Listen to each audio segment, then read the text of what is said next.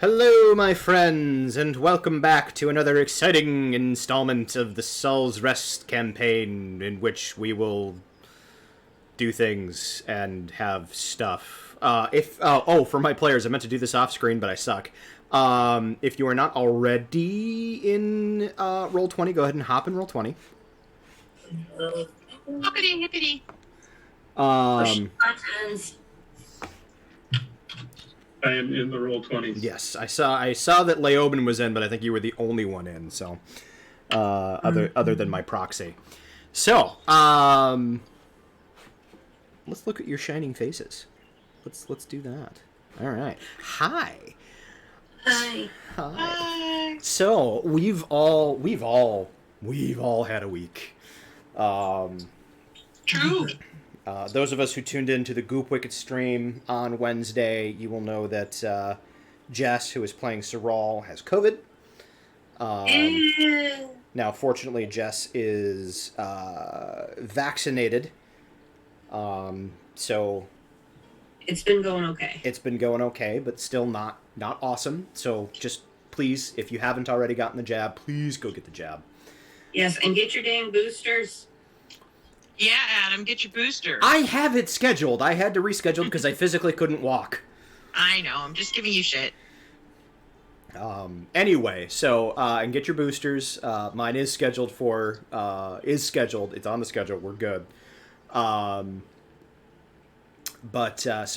Jess may be on and off camera depending on how she's feeling at the moment. We're going to be very forgiving of that because we are a forgiving group. But, you know, as you can imagine, as we co-parent and we split custody of the kids, they can't be with her right now, so they've been with me full time, and that has been an interesting experience. Our daughter does not do well when she's bored. True story. And so I have gotten far less work done this week than I would have preferred, but it's fine. She's happy, healthy. They're with Papa right now. They went to go see Encanto. So I claimed that one. sorry. Papa sprung it on me, and I'm like, I don't remember if we talked about that or not, so I'm not gonna say Yes, no. The moms had claimed it. Sorry. It's okay. It's special circumstances. You can beat up Papa. Like I'm gonna beat up your father and him. It would be really funny to watch you try, though. Why would I even try? Like, seriously. I agree, though. It would be really funny to watch you try. The only thing I have going for me is I'm faster than him. That is true. But he, like every Gottfried, is very determined. Imagine, I could see it sort of ending up in a bear hug of him just sitting there looking at you going, why? I don't understand. Why? At any rate. So it has been quite the week. I have, as promised 2 weeks ago, completely revamped this particular encounter. We've done a lot of the hide and seek version of fighting wizards and sorcerers and spellcasters and the like, and honestly, that's just we've done it enough. It was time to do something else. So that is kind of where we're going to pick up here, where we left off. When last we left our intrepid band of adventurers, they had just defeated... Who did you just defeat? Charis. Oh, Charis, that's right. You had just defeated Charis in Priso Langat after she had duped you with the simulacrum and basically set fire to the city. Y'all had finally did track her down, and as is your wont, once you are able to find the bad guy, it's really just a matter of dogpiling on them until they stop moving. And that's just kind of how this group rolls. The other thing, you may notice we are down a couple of players. We are down Akira and we are down an Adira. Adira is not going to be joining us as he has some other... To say obligation would make it sound like he didn't want to do it. He actually very much wants to do it. He's enjoying a Christmas celebration at St. Olaf, which is his alma mater. So he's pretty stoked about that. And then Kira had a last minute piano recital that they needed to attend that they only found out about on Friday. Oh, the joys of not communicating with your ex partners. Anyway, that is all I'm going to say on that. So, Kira will be joining us somewhere between like 2:30 and 3 o'clock. I figure we're going to kind of just go until they get here. We'll take a break, because I know Jess has a thing that she needs to do about that time anyway. We'll take like a 15-20 minute break at that point, come back and finish out the day. So, hi! You guys had just defeated Charis. You'd taken some much needed downtime and rest. So if you have not already given yourselves the benefits of a long rest, please do so now. I would also like to say there are a couple of items that if people have an open slot for attunement, there's a cloak of displacement that should go to someone. I have no slots open, so I can't do it. Cloak of Displacement, basically, until they hit you the first time, you have everything has disadvantage to attack you. And then it kind of works like the Displacer Beast creature, so after a round, it resets. Right. So you get hit once in combat with a disadvantage roll. You are then just vulnerable to getting hit normally.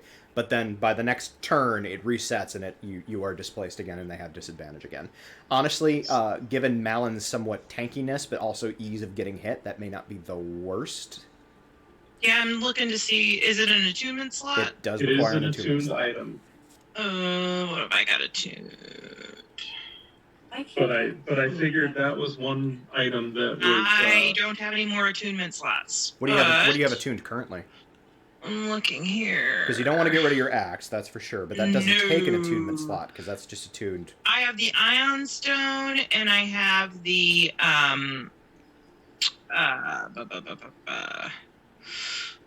Ring of Evasion. You should have 3 attunement slots. Oh, the axe doesn't take an attunement slot? It does not. Because it looks like it does. It should not. It only works for you. Oh, well, there you go. Oh, and the Belt of Storm Giant Strength. That's Sorry. the one. Oh, there you go. Yeah, I ain't giving that up. I mean, that's fair. the Ring of Evasion would be kind of swapping one defensive thing out for another, and Yeah. the kind of True. balance there is kind of 6 of one, half a dozen of another. Yeah. Very I true. would say you would likely use the Displacement Cloak more frequently, I'm cool with that. I mean, because the Ring of Evasion is for jumping out of the way of like AoE spells and that sort of shit, Yeah. whereas the Cloak of Displacement would be like when you get hit in combat, which hand to is hand. all the fucking time. Yeah. If you want, I can put the Ring of Evasion back on the group stuff, Yeah, do. and then I will cross out the Cloak of Displacement, and that's all you. Okay. I'm going to add it to me. Did somebody claim the Circuit of Concentration and No. the War Mage? No. That's Would you like both of those? I have no idea what they are. So the Circlet of Concentration is a legendary item that allows you to have 2 concentration spells active at the same time. Oh, that is kind of cool. It is a very cool item for any spellcaster. Okay. The Wand of the War Mage is a simple plus, I think it's a +3, right, Brian? It's a +3 Wand of the War Mage, so it adds to your spell DCs and your spell attack rolls. Right. Oh, Circlet of Concentration also gives you advantage on saving throws to maintain those spells. Right. So if you don't have Warcaster as a feat, Yeah. it's even better. cool. That's really cool. Yeah, the So Circlet it's of like Concentration war- is a really cool item, and I'm very glad I found it.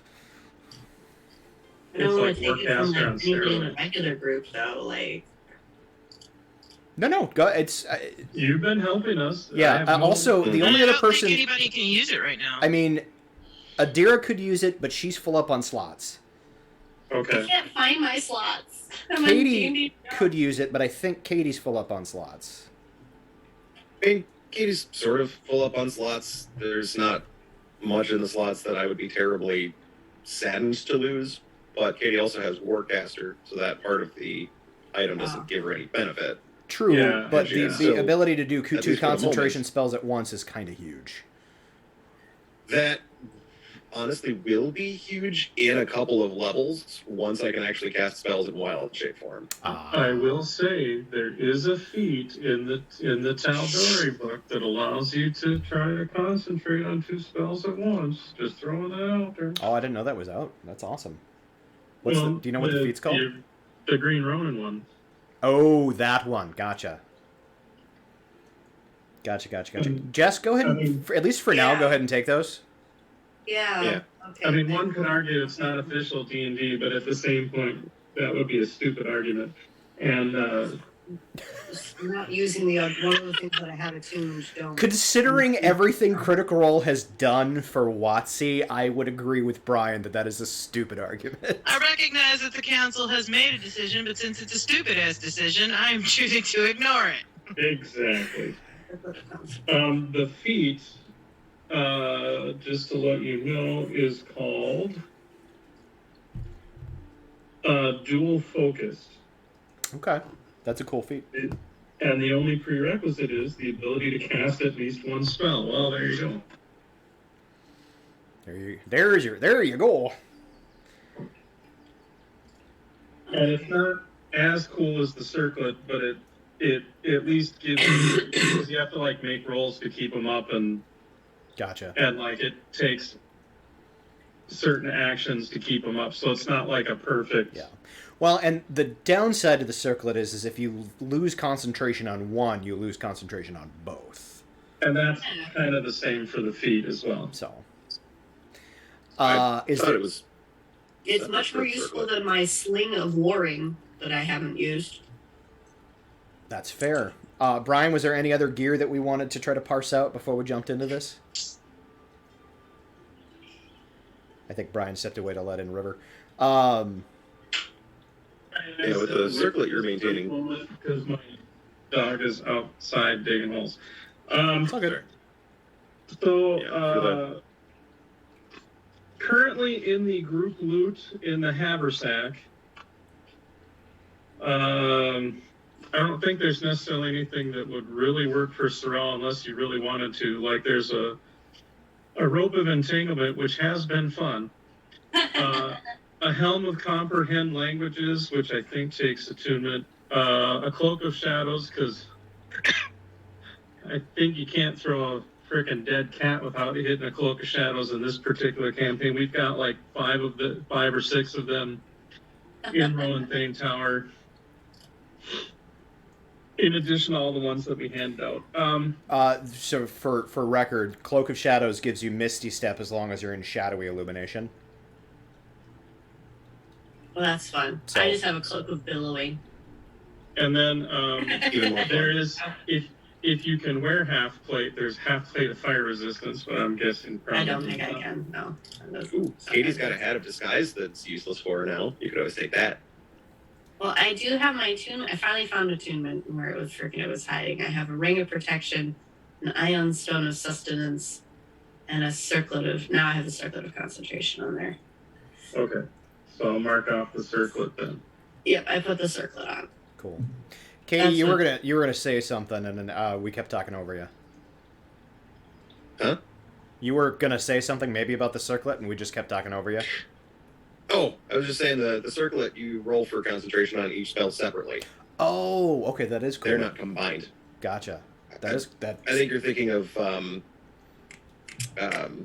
Kira, or not, one of Phoenix's characters who can twin a concentration spell. Oh, Rhiannon. Yeah. Yeah. Okay, cool. That one, they're together. What the fuck was I just trying to say? Awesome. Okay. That was. Wow. All right. Like I said, it's been a week. So that all. Is there any other housekeeping shite that you guys wanna talk about real quick? Nope. That's a lot of head shaking. All right. All right. So we are going to burp. Pardon me. We are going to wave the magical GM wand.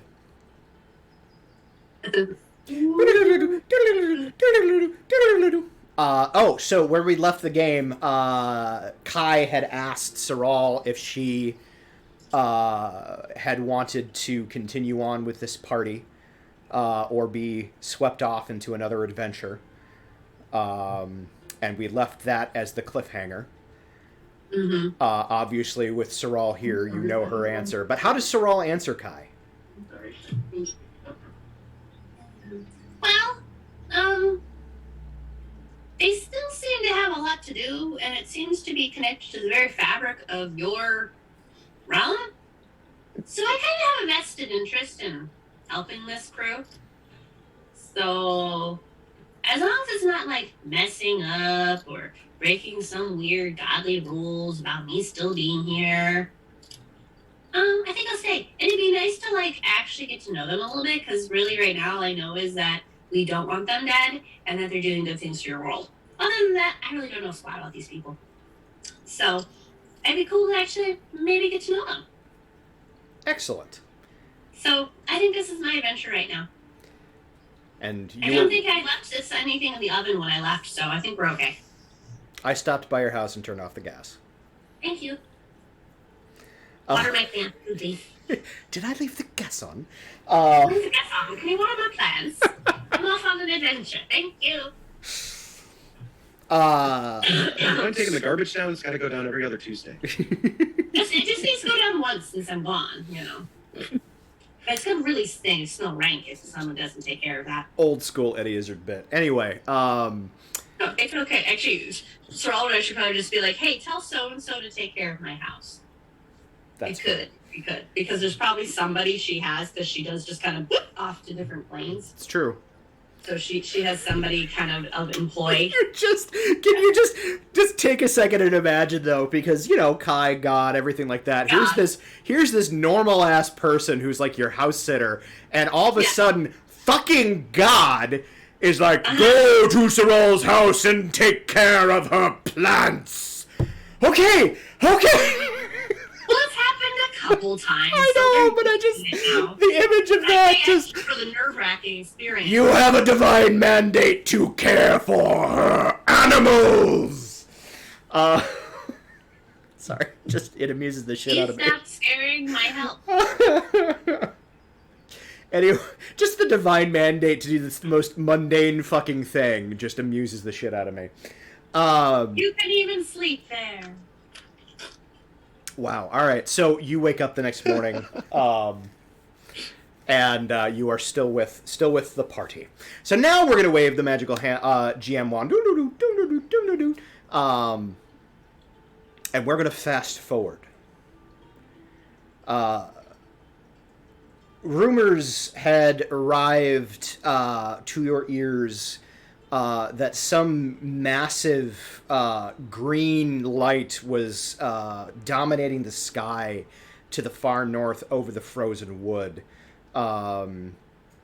Talk of green fire dancing across the shoreline has accompanied that green light, and people are getting very, very concerned. The group of you decide that you are going to collectively go and deal with the frozen wood in what you assume to be is Ravela's whatever she's doing.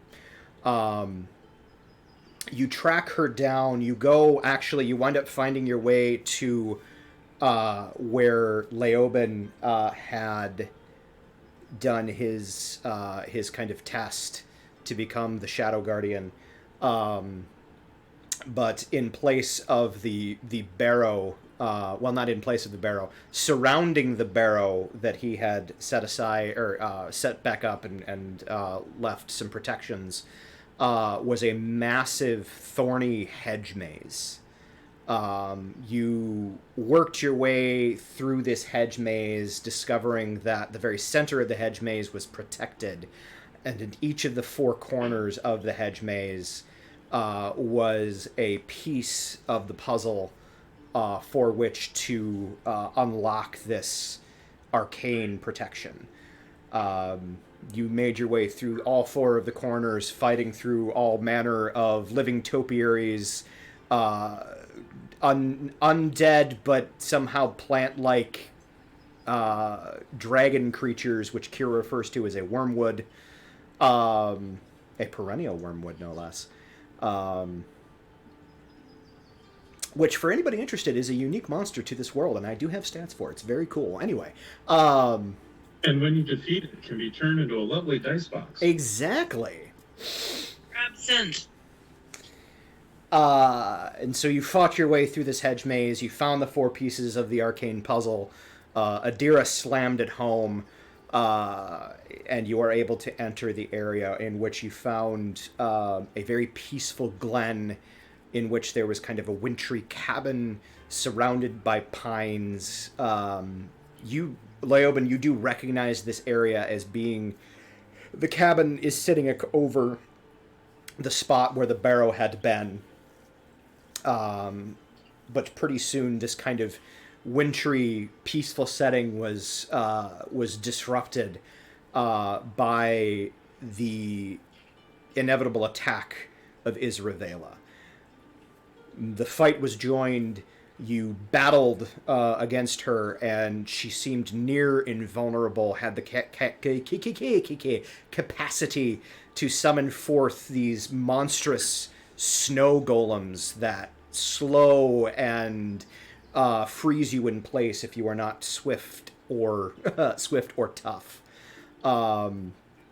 So we're going to start the game. I would like for all of you, and you may use the die roller in Roll20 if you want, or you can hand roll it if you want. I would like all of you to individually roll 10 die 6.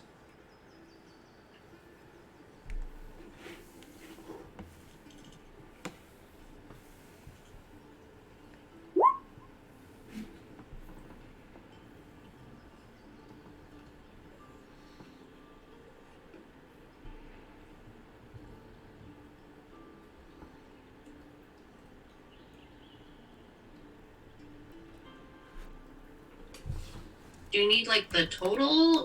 Yes, I need the total. Oh, good, because that's what I have. Okay. Total.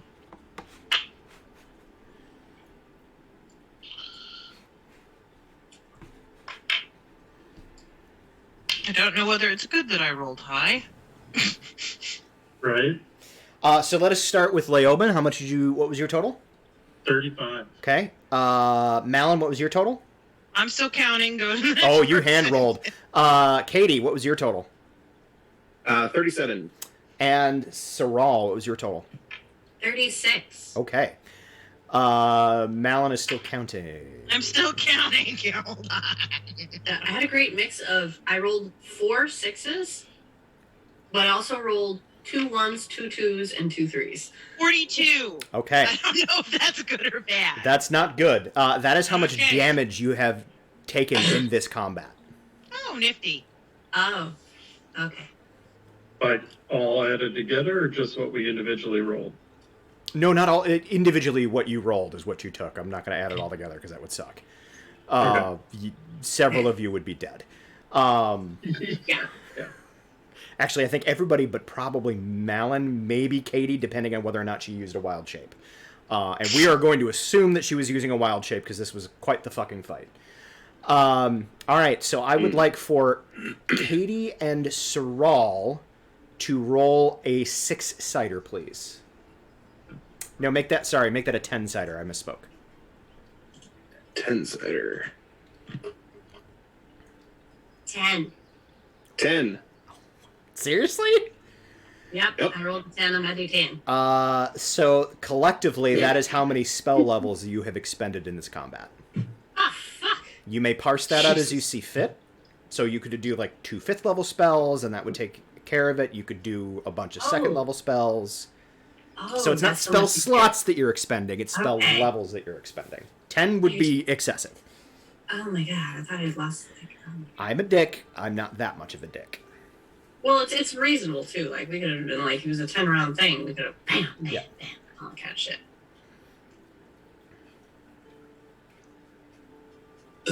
Oh, excuse me. All right, that's a 5th level spell. Let me know when you've got that all said and done. And then Malin, Malin and Leoben, both of you roll a d4. 3. You got a 4. Okay. So, all told, 7 rounds of combat have gone by. Okay. And Leoben will say that's how many key points you're down. The 4. The 4, okay. Not the 7, the 4. Okay. Malin, I would say that's how many, like, if we were in Pathfinder, I'd say that's how many, like, the 7 rounds of rage would be gone, but that's not how it works in 5e, so... Okay. So, knowing 7 rounds of combat have gone by, the spell slots have been accounted for, the damage has been accounted for, taking a look at your character sheet, is there any expenditures that you think you would have used reasonably in a fight like this?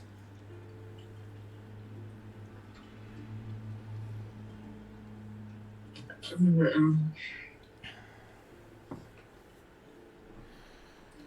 don't really have any other expenditures. Yeah, I don't think there's anything else I would have done. Okay. Yeah, not really. Not yet.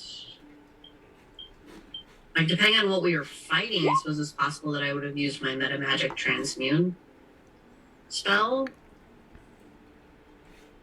to, poignantly use the correct kind of You're magic. mostly icy things, so fire, which is kind of your milieu. Okay, I would have used it once on my cone of code. Okay. Cold, I would have. That works. I would have turned that one into a fire cone instead. Hey, there are things. So if you refer to your roll 20... Oh, that's a different tab.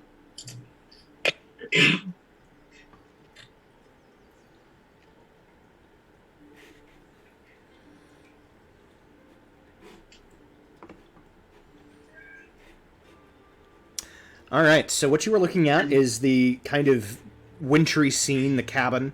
The frozen wood is far enough north that despite the fact that it is high summer, they still very frequently do see snow. You're not sure if that's a geographical thing or if there may be some magical effect, lingering magical effect from years gone by. You don't know. But there is a reason why it's called the frozen wood, and that's one of them. That said, with all of that fun stuff, the blue barriers that you're seeing around the structure there are walls of ice. I have a brief question. I have a answer. What I'm assuming are the snow golems. Did you like Minecraft those? Is that? So, yes, I did. Okay. There is a in the. I mean, it's cool. I just Yeah. No, I'm with you. There's I had to do I did a Google image search for snow golem, and the smaller ones are just what's out of the monster manual, or not the monster, but I think it's the Ice Queen's whatever, one of the adventure paths. Yeah, it's the one. It's the one for Rime of the Frost Maiden. That's the one. Yep. They're also in here too. Yeah. So that's just what that is, because I can use, in terms of artwork and whatever, I can use stuff that falls into the OGL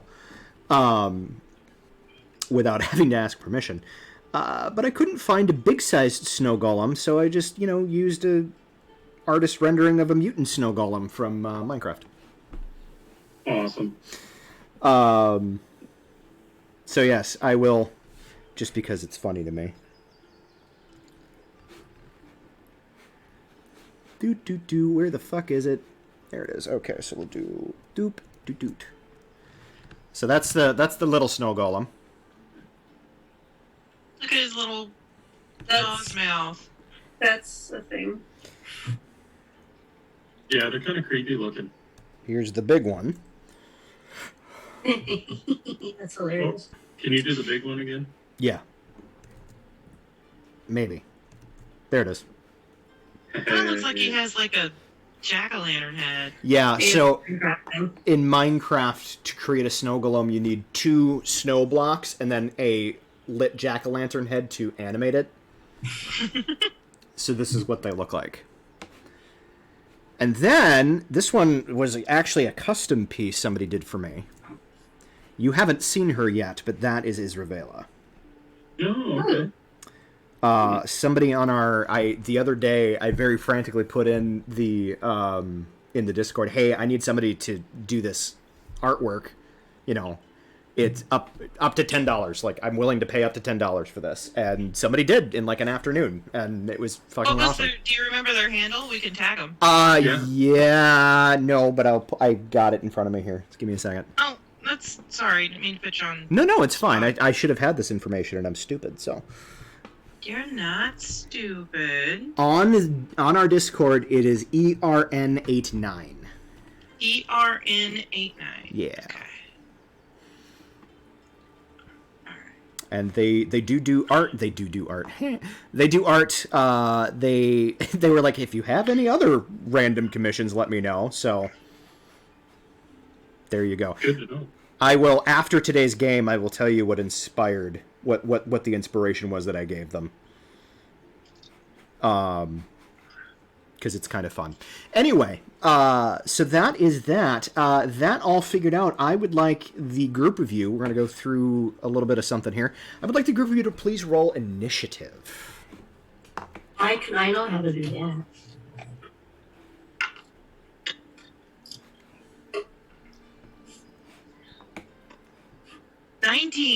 Hold on 1 second. I will call for it in moments. Okay. Do you need me, since Kira's not here, do you need to take it? Yes, please. That would be delightful. Okay. Hold on. Let me get some sort of a thing up.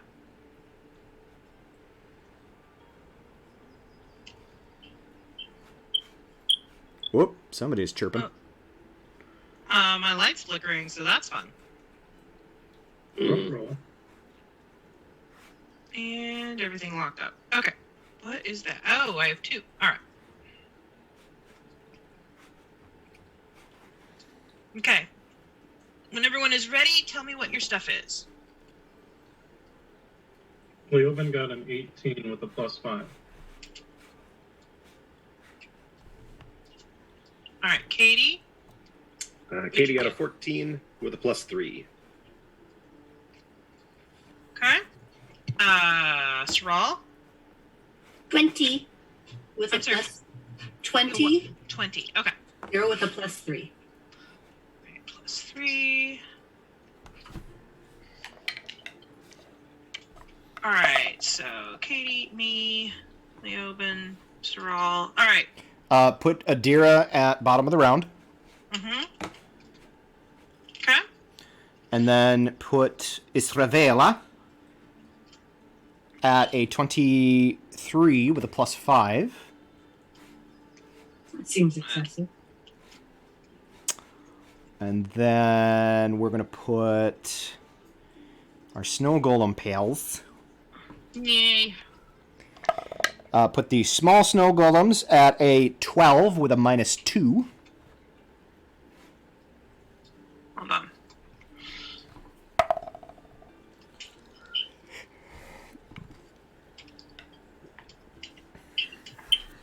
All right.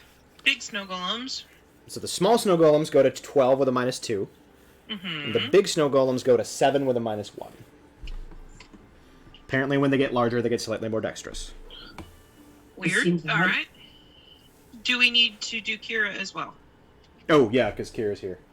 You know what? Put Kira at the bottom of the round as well. I'll just worry about Kira and Adira myself. All right. Okay.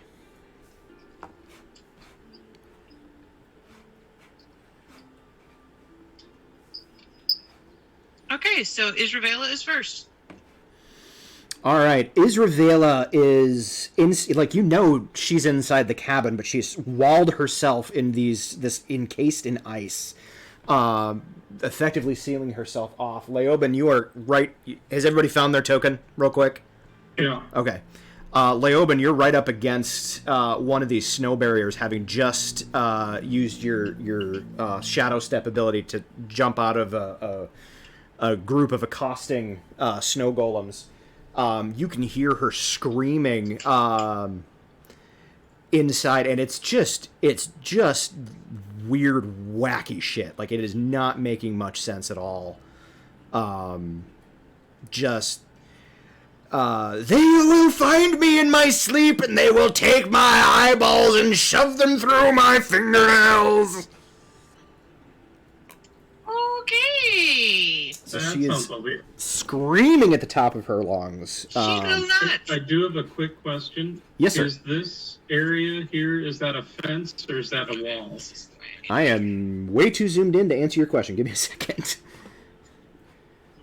That is a fence. That is a fence. It is a fence. Yes. Okay. That's all I I need have to a- know. I have a question too. Yes. Where's Sorrel? Not on the map.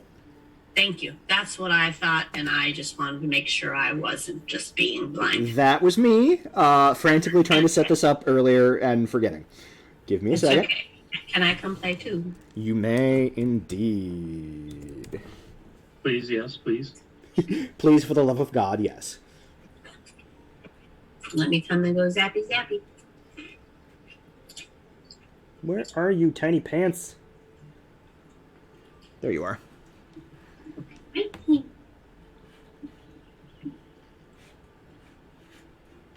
Oh, I had you. Where'd you go? Where'd you go? Oh, I would have cast this. Sorry. I'm fixing my spells real quick. All right, Saral, who would you support? The good guys? Yeah. Where- Where are you on the map at the moment? Where do you Um, want to be on the map at the moment? I don't know. I feel like Whoa. probably some good. Wow, that's really big. Let me fix that. I don't think that's me. It's too big. I feel like I'd be kind of here-ish. In a second, you will have control. Oh, now I'm really small. So I can move myself where I want to be? No, I just forgot to put her on the map. Oh, I'm like, what is happening? No. All right, Jess, you should have control. If you don't, refresh and then try again. I have control. I would have been here. No, okay. I'm so tiny now. Okay, I guess that's where I am. Okay. I'm in that square. Okay. That is where you are. All right. She is screaming from inside. She is hollering all manner of epithets, and just kind of crazy mad shit. You're starting to realize why she's called the Mad Queen. Because she's cuckoo for Cocoa Puffs. She is cuckoo for Cocoa Puffs. Damn it! Now I kind of want Cocoa Puffs. Sorry, man. Are you though? No. May I ask, where did I teleport or shadow step in from? Yes, you may. I would say that you shadow stepped. Probably you were by Kira, over here. Okay, so then I have a rough idea of at least what's going on with Yes, you do. on Yes, the you other do. side of the map. I would say you also have a rough idea of what's happening up here with Adira, since just given your proximity. Sure. As she's Well, if this is a fence, then I can probably see yes. a chunk of that. Okay. Just so I know, Leoben has a little battlefield awareness of what's going on. Because then he can do things. She's screaming. You hear the somewhere in the middle of that. You hear the components of a spell, Leoben. Oh, good. Okay.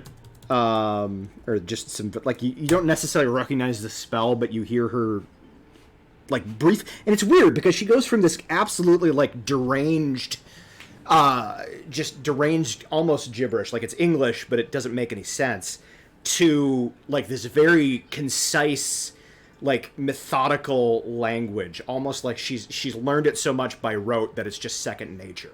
And so she does this spell, and you kind of like brace yourself a moment, but then nothing happens. You're not sure what she did, but she did something. Okay. So that is Isravela. Who's after her? It is Saul. Cyril, before you do anything, I would like you to make a perception check, please. Perception. That's over here. Perception. 7. I don't see shit. You do not see shit. All right. You are able to take your turn. What do you do? All right. I am. Hold on. I gotta get back to the page I was on. Why are all my friends in the middle of the bad guys? Guys, this is not helpful. Well, this is definitely not how it started.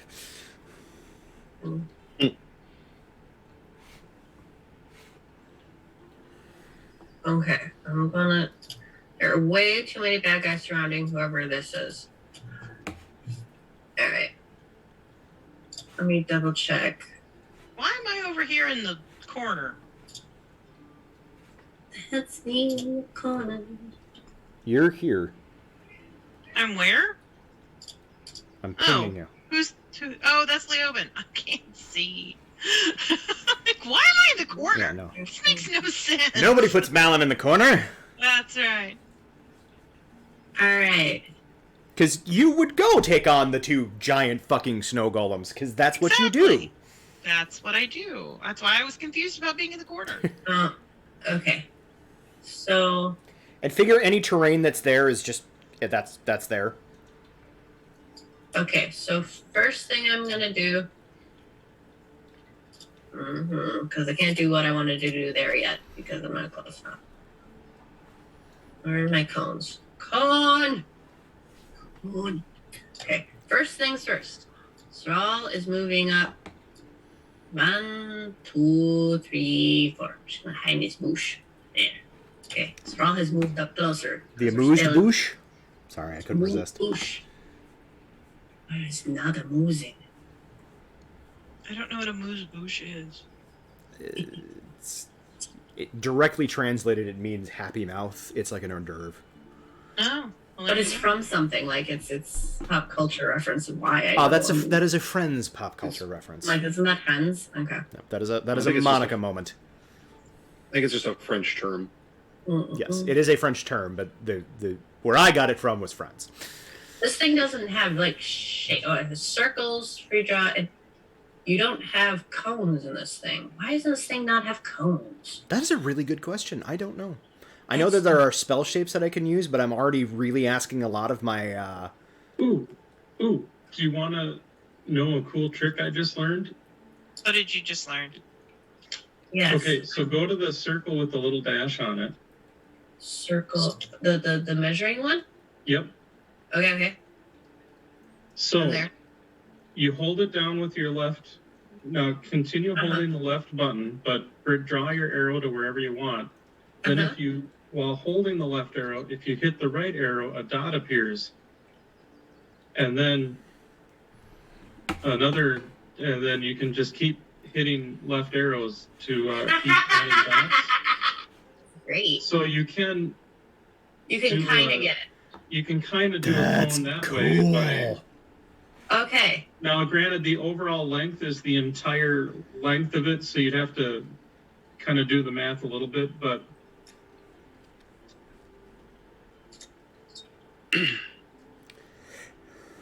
Okay. Hold on. Okay. Thank you for pointing that out, Brian. That is very cool. yeah, I learned that Thursday night. Cool. Also, bear in mind, Jess, that it would be from any corner of that square. You technically occupy that entire 5-foot square. You're just a tiny. Yeah. I'm just trying to figure out how wide the cone is at a certain point. Well, it's as wide as it is long. So what's the cone size? It's a 60-foot cone. So at the widest, it's 60 feet wide. Yeah. I'm assuming it's the center point is the 60-foot distance.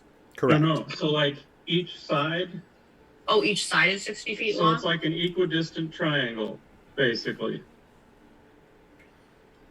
All right. It's 60 feet out and 60 feet wide. But it'd be at a 30-degree angles because it's a...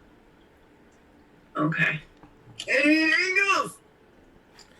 Well, what I'm trying to do is I have a cone and I'm trying to hit here and trying not to hit me.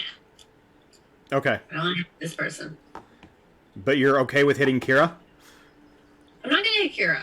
I'm gonna go like here. Oh, I see what you're doing. I see. See my coney? I see your cone If I now. move closer. Yep. I see. Okay. I need to go 60 to 60 to 120. 20. Fuck, I'm gonna hit that other person. God damn, this is like some drunk. That is not 6. Is that 6? Well, no, it depends on your angle. You can make your angle from here and make that.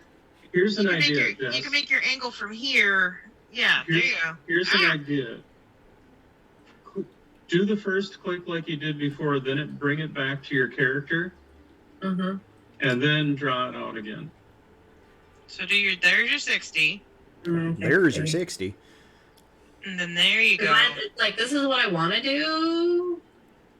At this distance now, 120 plus 60 is 180. That's 40 feet, 45, 50, 55, 60. There you go. And this, That's a cone. yeah, that's not right. 20, that's 35 feet wide. Yeah, Mm. this is a problem. So you're right. gonna hit, if I you, have to hit this person right now still. you're gonna have to hit one of them, either Kira or the other person. Who is that? Is that Katie? That's I Katie. think that's Katie. Katie, I made you wild shape. That's fair. If we're fighting snow things, I'd probably be a fire elemental anyway. That's kind of what I figured. If you're doing a cone of fire and she's a fire elemental, she won't take damage. Oh, for fuck's sake! I didn't know she was a fire elemental. Well, now we know. I'm making a cone of fire. See, Okay. Katie, you're gonna get extra toasty. You and do. It's fine. You do know that. I'm okay with that. Yes. So missing Kira is good. You do know that she is currently vulnerable to fire. So. Oh, cool. I was gonna miss Kira. That was my goal. So yeah, this is my cone. It goes this way, and it's gonna hit. It's gonna hit this guy, and this guy, and this guy. That guy gets to dodge. Is just out of it, and this guy. These guys are safe. I can't quite hit them too. That's- Well, wait. I think you might actually hit this other guy here. Hold on. I just don't move this time.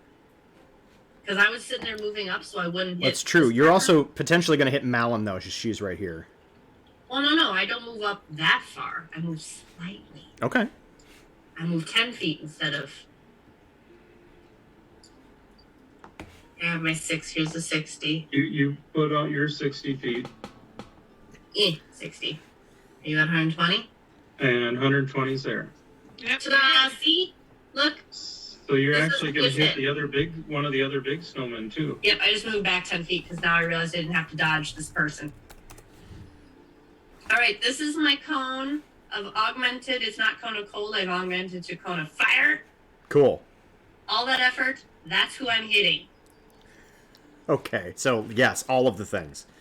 All of So the things. Thank 3 you. smalls and 2 larges. I will begin saving throws. We'll start with the small guys.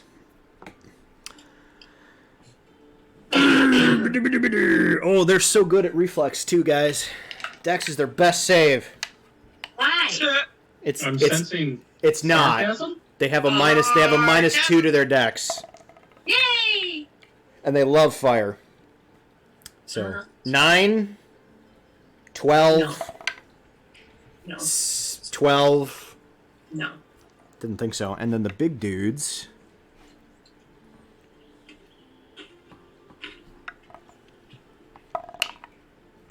$11, No. 13. No.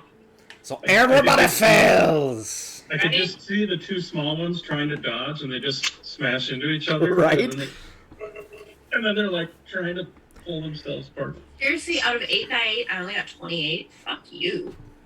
I rolled 3 1s and 2 3s. Oh, Kira's here. I can log out. All right, here we go. Hi. Hi. Let me resolve this real quick, and then we'll get you situated. Somehow, there's only 28 points of fire damage.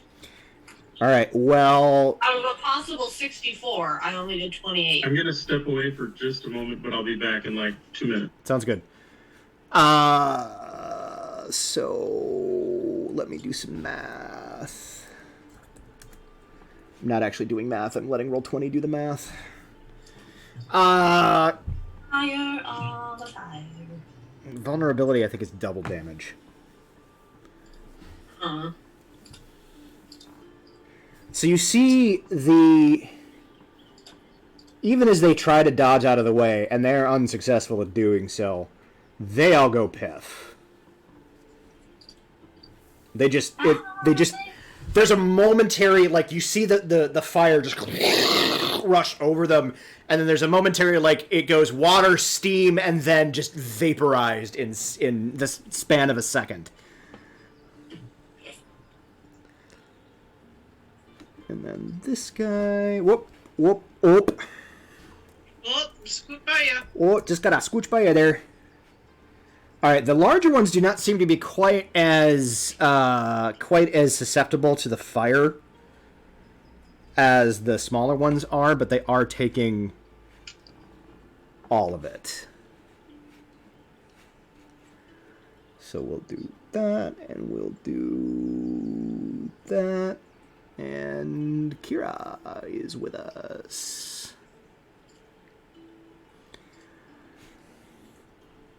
All right. I'm going to real quick adjust Kira's thing. Who's after? Saral, is that end your turn? It does. Just bear in mind, I have added a square onto the map. Okay. That is, if anyone moves inside that area, they take fire damage. Oh, okay. If they first time on a turn, or if they end their turn there. Gotcha. So if they just keep sitting there, ending their turn there over and over again, they take fire damage. Alrighty. That is my That's little cool. bubble. That is cool. Yeah, I have investiture of flame on me, because that's one of the ones I would have cast. Yeah, no, that makes sense. I'm like, oh, I'm fighting things of ice. Durr. As it also gives me a resistance to cold damage. Which is handy as well. Which is very cool. And I'm on fire. Alright, Next So is me. I'm done with my long ass turn. cool. Malin, I forgot, add something at 20. Okay, well then it goes next. Alright. The lair action happens.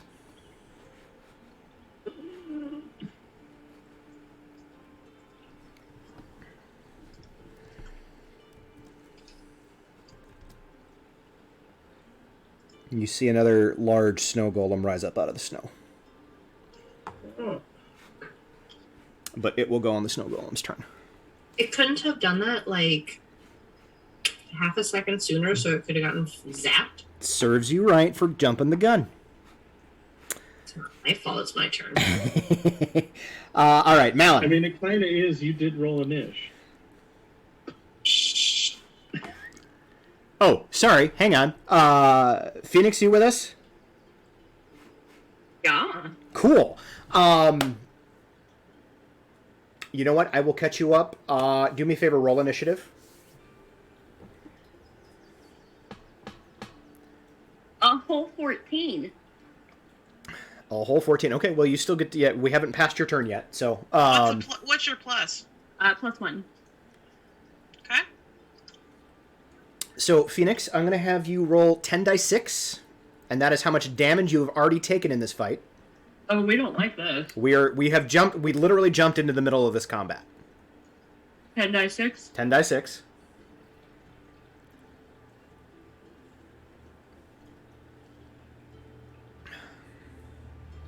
Oh, Jesus. Of course I roll a ton of 6s. It's fine. And since you are not a dedicated spellcaster, roll a die 6 for me. 2. That is how many spell levels you are down. Not slots, levels.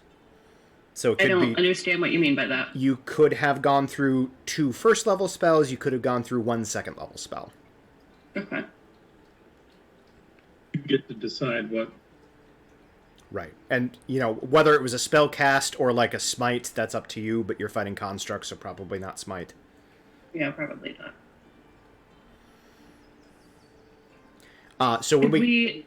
Go ahead, question, sorry. Yes. did we have an opportunity to say, like, before we got into this combat, we would have done blah, blah, blah? Yes. So I would have cast Death Ward on myself. Yes. Okay.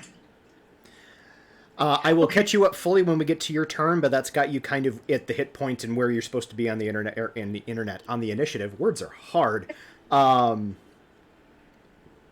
catch you fully up on your turn. We're going to keep going. Malin, do your thing. All right. I'm gonna kill some snowmen. A bomb and a bomb and a bomb and a bomb, bomb, bomb, bomb, bomb. Ba-ba-ba-ba-ba-ba. Easy for me to say. Uh-huh. Okay.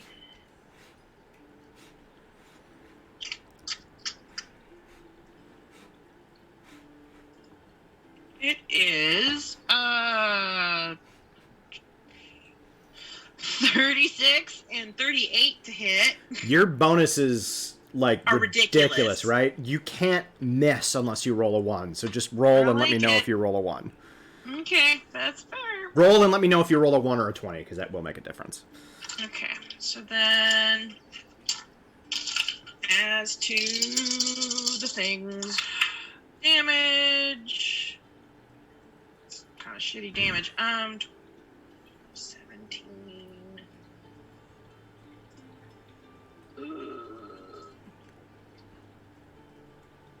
No. Shit. 17. 37. 41. 41 damage total. Okay. And that was 2 attacks? Yes. And are you going with lefty or righty? Oh, let's do righty. Alright. Righty tighty. Just want to check a thing real quick. Okay.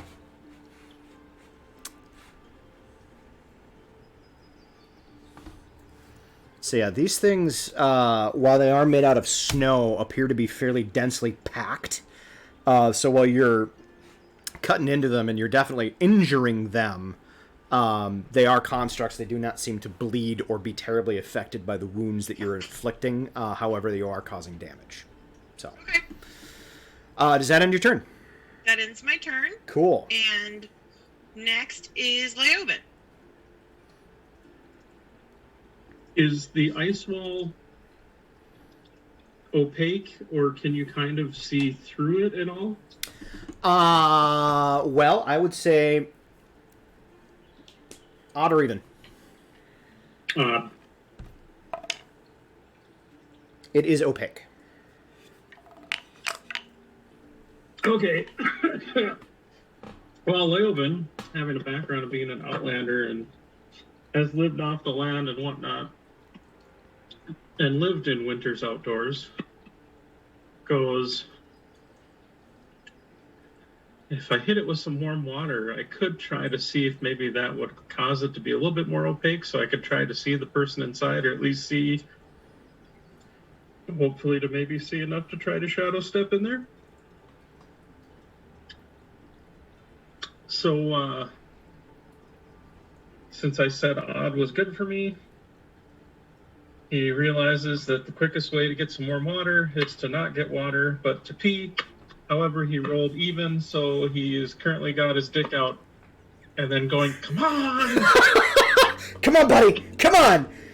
Come on! And then, That is a picture. and then basically telepathically says to Odd, please don't tell any of them about this. It's quite the picture for me to come into. Brian, thank you. Thank you. Little Leoben, no! But I mean, many of us are Minnesota born. You know that ice can kind of opaque a little bit if you pour some hot water on it. You know? Yep. Nope. I followed you on all of it, and even up to and including the peeing on it part. Because that was the first thing I thought of. Because that's the only hot water I got. Right. But I fucking rolled even. So. So with that, as you're trying to pep talk your bladder into cooperating, I would like you to make a perception roll, please. I would be happy to. Wow, an 18. Total? For you? I rolled a 4 on the die. Good lord. All right. Still good. It's still good enough. This is the best part for me. As you're like kind of like hunkering below the wall so that Adira, who granted is busy right now, but also might see you, doesn't see you. You're like hunkered down and like trying to pee. You camp into you're like, for fuck's sake, and you kind of glance up and you see this translucent form standing close to you. And when I say translucent, think like, you know the scenes in The Predator where they have their camouflage up and they're really like, you just kind of see the ripple effect? Oh, fuck. Okay. Kind of like that. You see a little bit more solid, like you see a little bit more features, a vaguely feminine shape, kind of like trying to get your attention, it appears.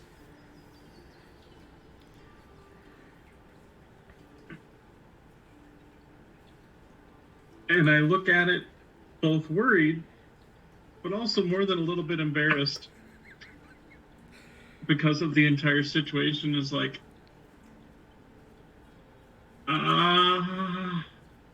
hi. It's really cold out. I was in the pool! Sorry. It doesn't really know what else to say. Shrinkage, people, shrinkage! Although, admittedly, he's kind of, well, I don't know if he even has any actions left to do anything, so he'll just kind of look at it like, are you going to try to kill me with my dick out? Because that's really bad form. It's just so much there that I can't even... Wow. All right. So now that it has your attention, however, you see it kind of like reach out towards you. It's not like it's not trying to touch you. Like it could reach out and like put a hand on you if it tried. It's close enough. But you see it kind of reach out a little bit, but then stop and kind of look at you.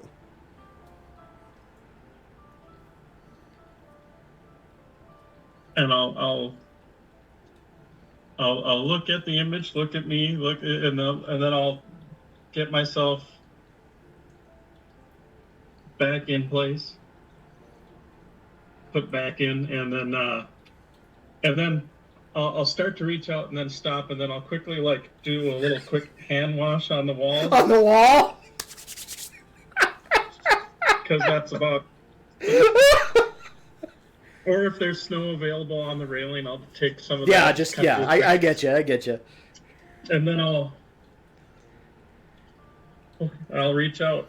Okay, you reach out.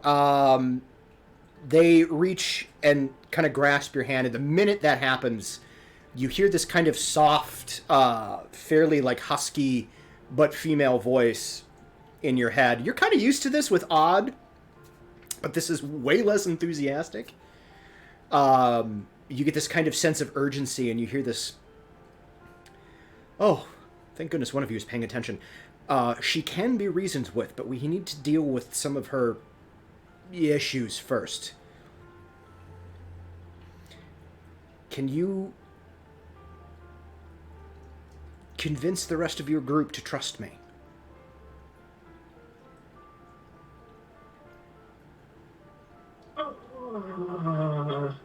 I don't even know who you are. And that's where we're going to leave that turn. After Leoben.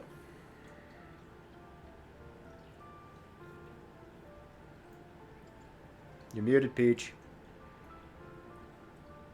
Okay, It is Katie. Oh, hey, it's me. It's me, Katie. Let's see here. As a big old fire elemental, let's see here. We are going to... Katie got real Minnesotan. Oh, yeah, you betcha. Well, when you're in the north, Do as the Northerners do?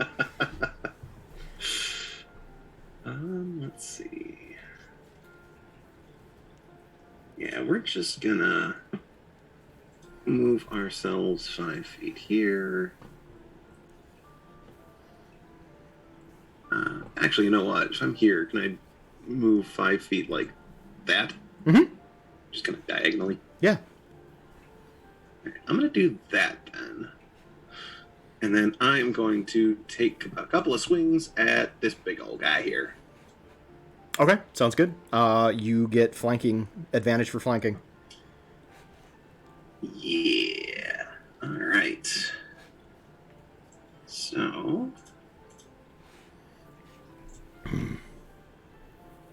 do that. 17 touch attack. Yes, 17 hits. Excellent. So that's going to be...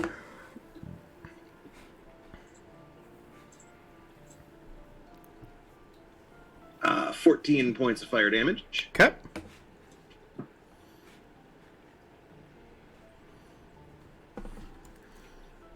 You see melt away a good, weighty chunk of itsness. Excellent. And then a 19 versus touch. That'll do it. And we'll claim another 11 hit points of fire damage. All right. So yeah, you see you're melting away large chunks of its kind of just essence. Again, it's very tightly packed. So you're sinking into it, and you're doing damage to it. But again, doesn't seem to be as vulnerable as one might say, as the smaller versions. Sure. And that is what Katie will do for this round. Okay. After Katie.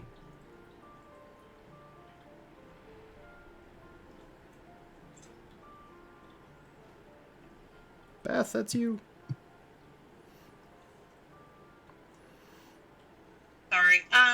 It is Kira. All right. So Kira, I have a little catching up to for you real quick. Yeah, what the fuck is even this? So you guys had real quick gone over a couple of things. You'd gotten your long rests. We learned that Saul had opted to stay as Jess's plans were immediately interrupted by the application of COVID. We delineated a couple of pieces of gear that were picked up. I figured you were full up, so I don't think there was anything that dropped that you specifically wanted. Unless you did want to switch out your armor for the half plate of fire resist.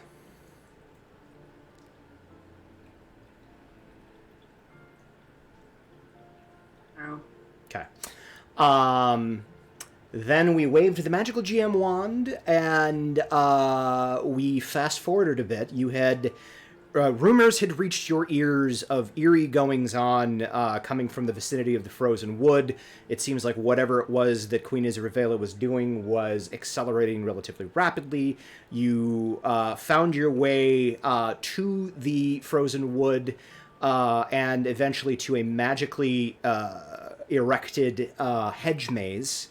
The center of which was guarded by, or warded by arcane means. In each of the disparate corners of the hedge maze was a piece of the puzzle that you needed to open the warded area. You fought your way through various living topiaries and those wormwoods that you loved so very much in your solo adventure. Those assholes. and you eventually found all 4 pieces. Adira used her arcane knowledge and ability to tear down the wards. You found yourself in this kind of wintry cabin scene at the center of this kind of clearing. Leoben mentioned that where this cabin was seated, there was a barrow underneath it. And last he'd seen, there had been no cabin; it was just the barrow.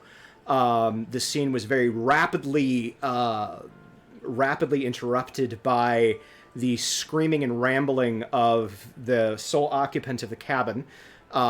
These snow golems started popping up out of nowhere. A frosty barrier, walls of ice, grew up around the cabin. Currently, this is round 8 of combat. We picked up at the top of round 8. So you haven't missed a shitload. We fast forwarded. Okay. Thus the damage you took, thus the spell slots that you used. Yeah. So the snow golems, are those the because I see multiple things on the map here that I You don't do. know what I they are. will real quick do what I did for the other. So that is a small size or a medium-sized snow golem. Okay. This is a larger-sized snow golem. Gotcha. Mm-hmm. And then you haven't actually seen her yet, but this is Isravela. This was a commission piece that I had done literally this week from one of the people on the Discord server. They were very cool and did this for me. So, that is what is on the map. Otherwise, the characters are the characters that you see. Katie is currently a giant fire elemental.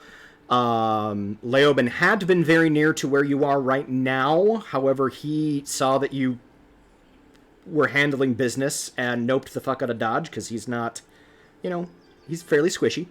Saral just hit a good chunk of the area directly behind you with a giant cone of fire. She did very deliberately miss you. Thank you. However, I'm very flammable. You are very flammable. However, your kind of realization that fire sucks a lot more than it used to did kind of make you go, oh, okay, that was warm. And that brings us back to where we are right now. Cool. And Leoben was attempting to pee on a wall of ice and failed. Yes. Well done. Well played, sir. All right. I am going to just whack at the big ass thing in front of me. Sounds like a plan. Seems like a good plan. Roll, please. 15 to hit? Nope. Sorry, that's what was on the die. That does make a difference. 28 to hit. 28 hits. And then the second hit is a 14 on the die, so 27. That will also hit. I'm one-handing it because it's for the shield. So 58, 10. Are you going for Mr. North or Mr. Oh, you can't reach Mr.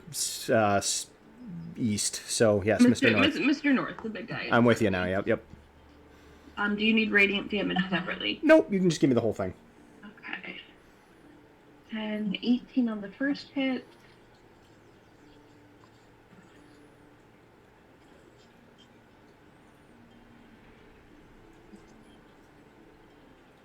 $23 on the second hit. I'm sorry. It was 18 on the first one. Yes. Okay. Thank you.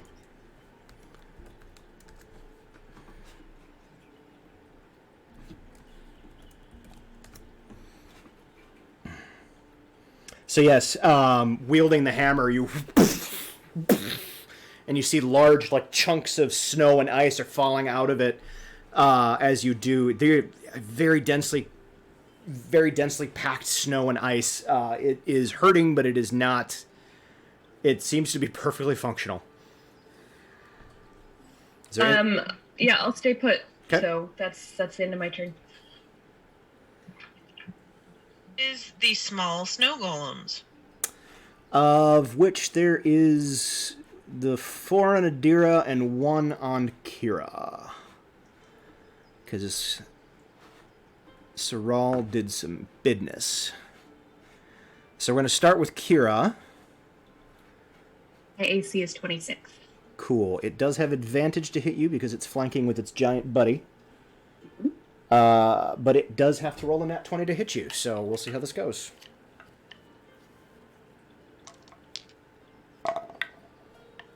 It does not roll a nat 20. So you see this snow golem just with like, it's got like big snowy arms, but it's a little less compact than the bigger version. It seems to be much more like a made out of like a powdery snow, and it just kind of over the back of your arm, and you get that little like when you get hit with a really loose snowball, and a little bit of the snow just kind of goes down the back of your jacket. Ew. It's like you get a little bit of that, but otherwise you're fine. I just like look at it over my shoulder. It's just like the dead gaze of the very unimpressed. Shit happens with Adira. I'm not, unless one of you goes up there and interacts with those snow golems, I'm not going to worry about it. Who is after the little snow golems?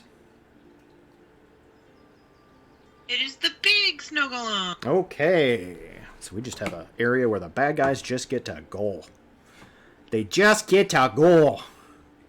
Well, the big one on Kira is going to attempt to smack it. These are technical DMing terms, by the way. That one has a much greater chance of actually hitting you.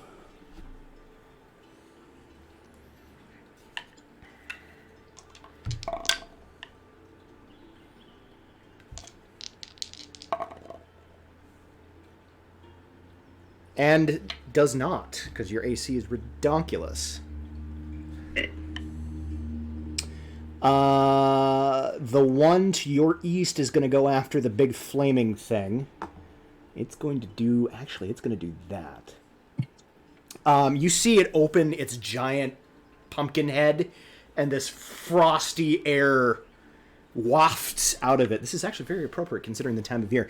I would like for Malin... Well, let me check the area on here. Yep, okay, so I need Malin and Katie to make a... Where is it? Constitution saving throw, please.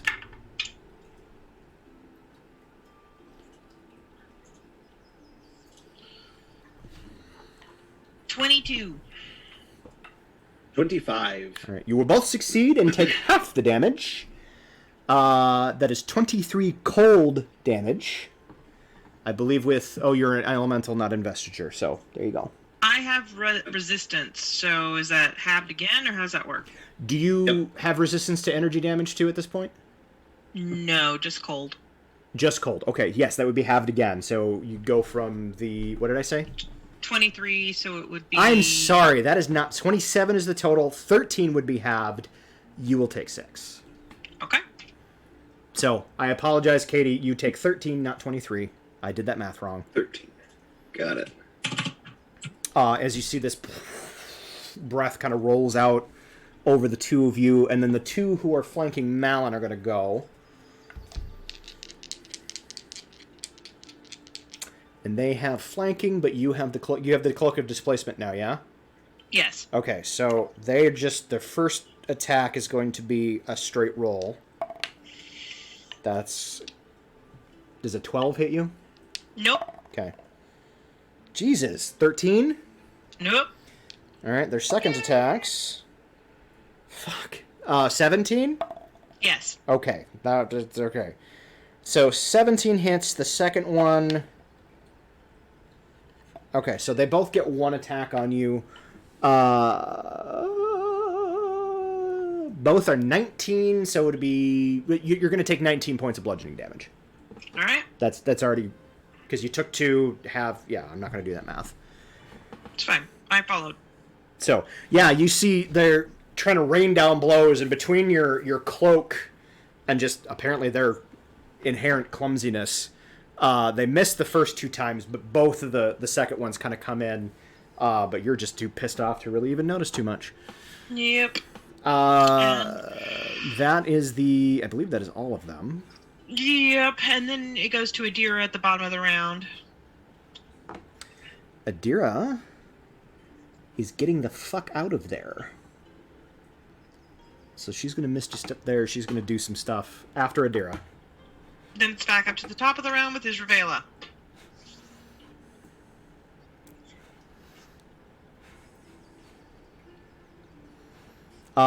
She screams at the top of her lungs, and you all can hear her this time. Like, only Leoben could kind of hear her before, but now you all can hear her, and she's like, I will freeze your entrails, remove them from your sphincter, and use it as a statue on my wall!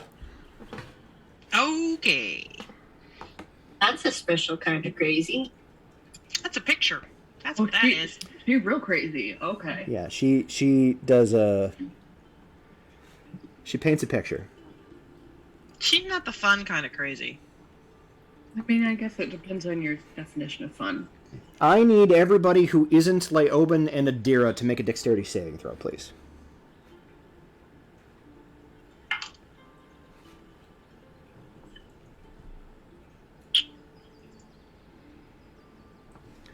A whopping 9. That will fail. Yeah, I figured. Is this against spells or magical effects? This is, yes. Thank God. Oh no, that was worse. 14 for Kira. Okay, 14 is a fail. Katie? Do we lose Schmootsy? Nat 1 from Katie. Oh, that sucks. All right, y'all fail. Suddenly, the gently snowing sky seems to kind of open up over that entire area and start pelting down. Soral's out of the area too, so you're good, Soral. Okay, I thought was I supposed to roll? No, something? I said everybody but those two, but you are also out of the area. But yeah, so Katie, Malin, and Kira, the sky above you just seems to start almost just hucking snowballs at you. Cute. So it's 39 total damage.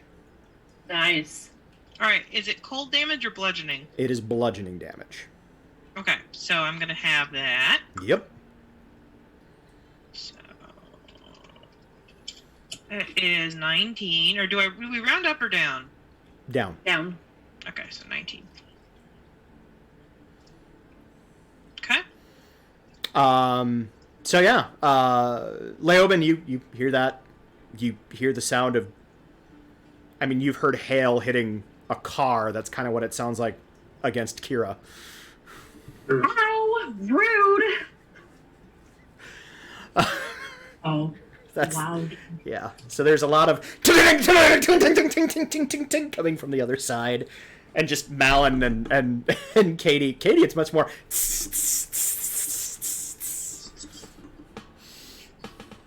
Malin is just hitting flesh. That's gonna. Dud, dud, dud, dud. That's gonna bruise. That is. I'm sorry. That is Isarvela's turn. Who is after her? It is Saul. Soral, make another perception check, please. Let's see if I can do better than last time. Perception. Nope, I don't do better. Okay. What do you do? I rolled a nat 1 for a total of 2. I'm very focused on what I was going to do. Apparently, that's all I got. Alright. I'm going to try something. I don't know if it'll work. It might make Kira a little nervous. I promise I've thought this through. Watching you. You can't see me. I'm going to cast Wall of Fire. And I'm going to cast it, my 60-foot wall, because it's only 1 foot wide,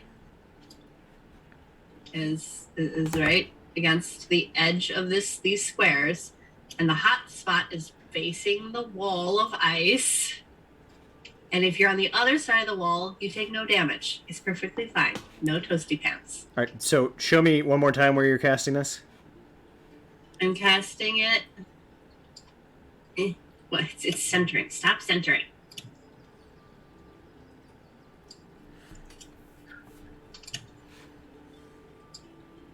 I'm casting it here, this 60 feet. And so it's technically in her square. It's just the 1 foot. I'm trying to fricassee the wall. Because you can make a wall up to 60 feet long, 20 feet high, and 1 foot thick. So that's where it's going. So what I just drew there? Yeah. Okay.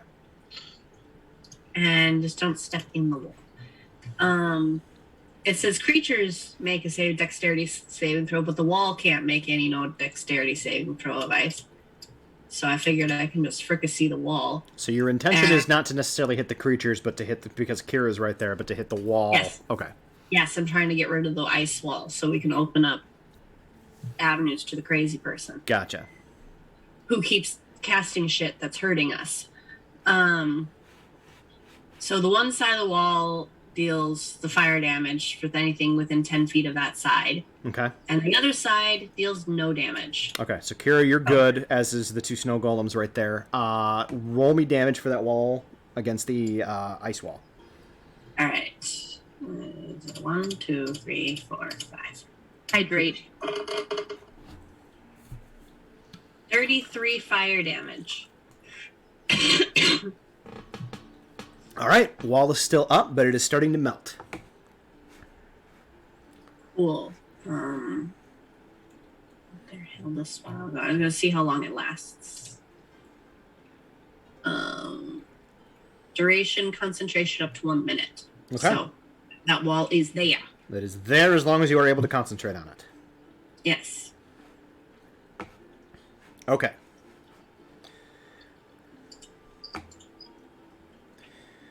All right. Does that end your turn, Saral? That ends my turn because I think I'm not gonna move. Yeah, I'm just gonna stay where I am. So yes. All right. Who is after Saral? It is the lair action.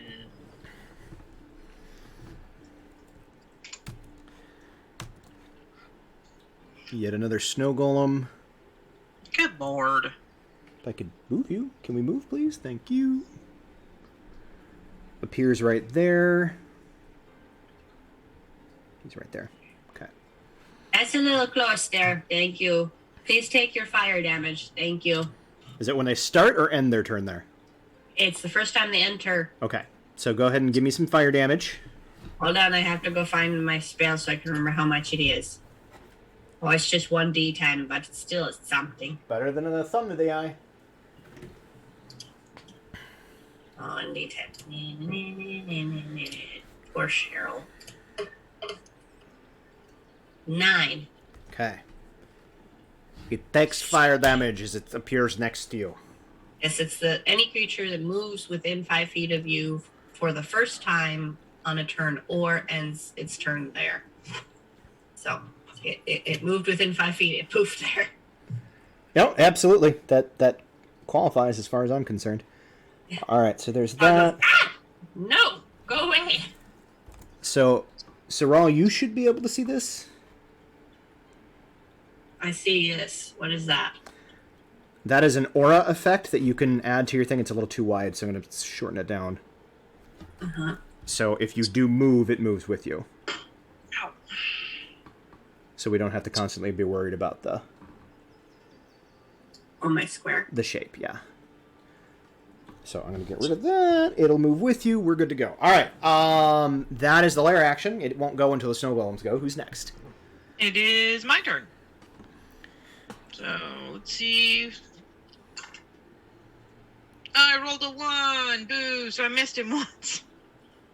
You going after Righty again? Yeah. Okay. So I got him once at least. All right. For a whopping 30 points. Not bad for one attack. Yeah, no. I'm not going to complain. Oh, no, I'm sorry. That's incorrect.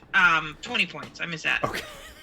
I'm like, that is a lot. I'm here for it, but that is a lot. Yeah. All right. So yeah, you're slashing into this thing again. It doesn't seem to react too much. It's not being terribly bothered. It's not that you're not hurting it. It's that it's not a living creature and losing like blood and fluids and shit. Yeah, we have to beat it till it's dead. Yep. All right. Is that end your turn? That ends my turn. Who's It that? is now Leoben's turn. Leoben, you are now able to communicate as you see this creature, this translucent creature kind of withdraw its hand. You realize you still kind of feel it in your head. You can still communicate with it. So, who are you? Oh, that's complicated. She... Give me a second. I gotta pull up my notes.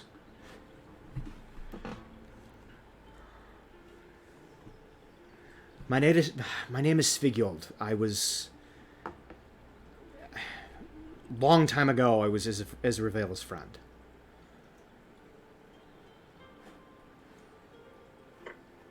Her faculties have been...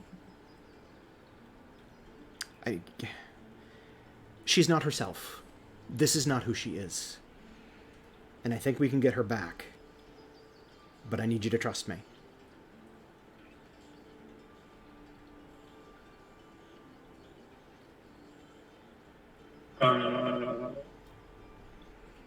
If I get her back, I mean, we have to defeat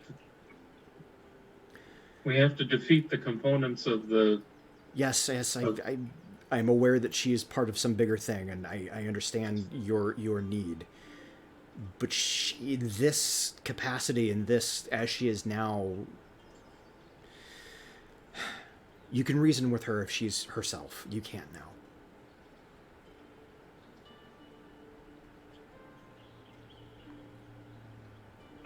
Oh.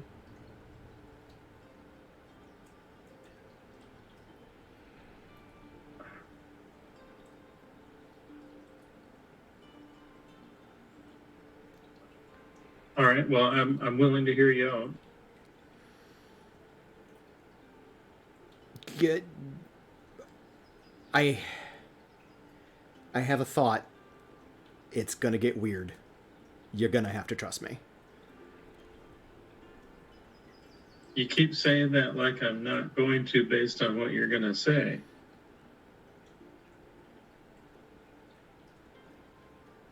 I'm not going to be able to... I've been trying to get everybody else's attention, but they're too focused on what's going on. I need at least one of you to say that you're going to do this thing. What is the thing you want me to do? We have to deal with her demons.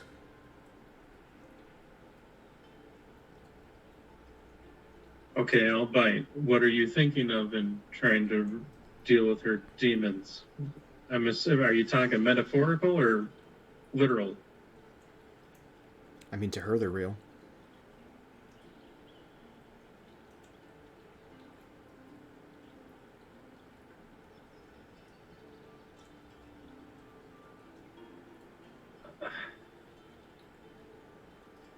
Okay, I understand you're wanting me to put a lot of this on faith, but these are my friends that are getting attacked right now, and I'm not really made for talking to people. In fact, I usually hate most people. So, if you want me to take this on faith, you gotta at least throw a little trust my way here and tell me what it is what is it you intend me to want to do here.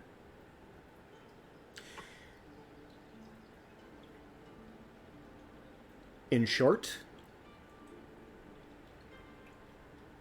go into her mind and deal with her demons.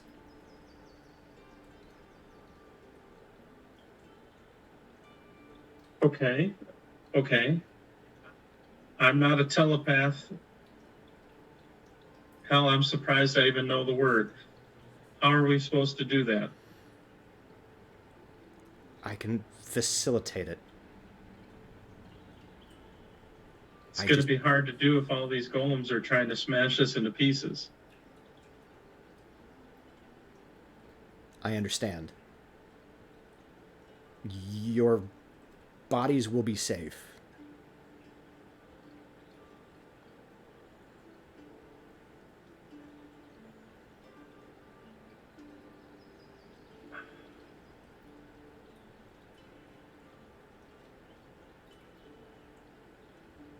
Okay, are you with me right now? Like, are you? If I go somewhere, will you come with me? I can.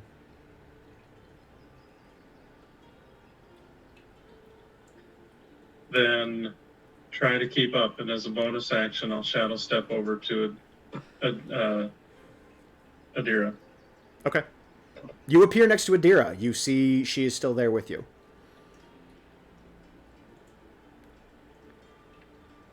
You see Adira's Adira? pretty badly hurt. Adira, Svigalt, Adira. This is unexpected. Yeah, you're telling me.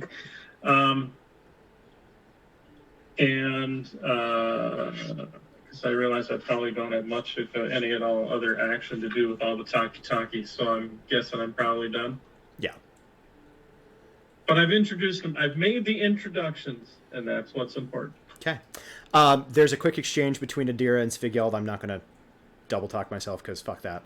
Will you spell Svig out, please? I sure will. Thank you. Because I went and did a thing. All right, you ready? Bring Yep. it. SVEIGJOLD.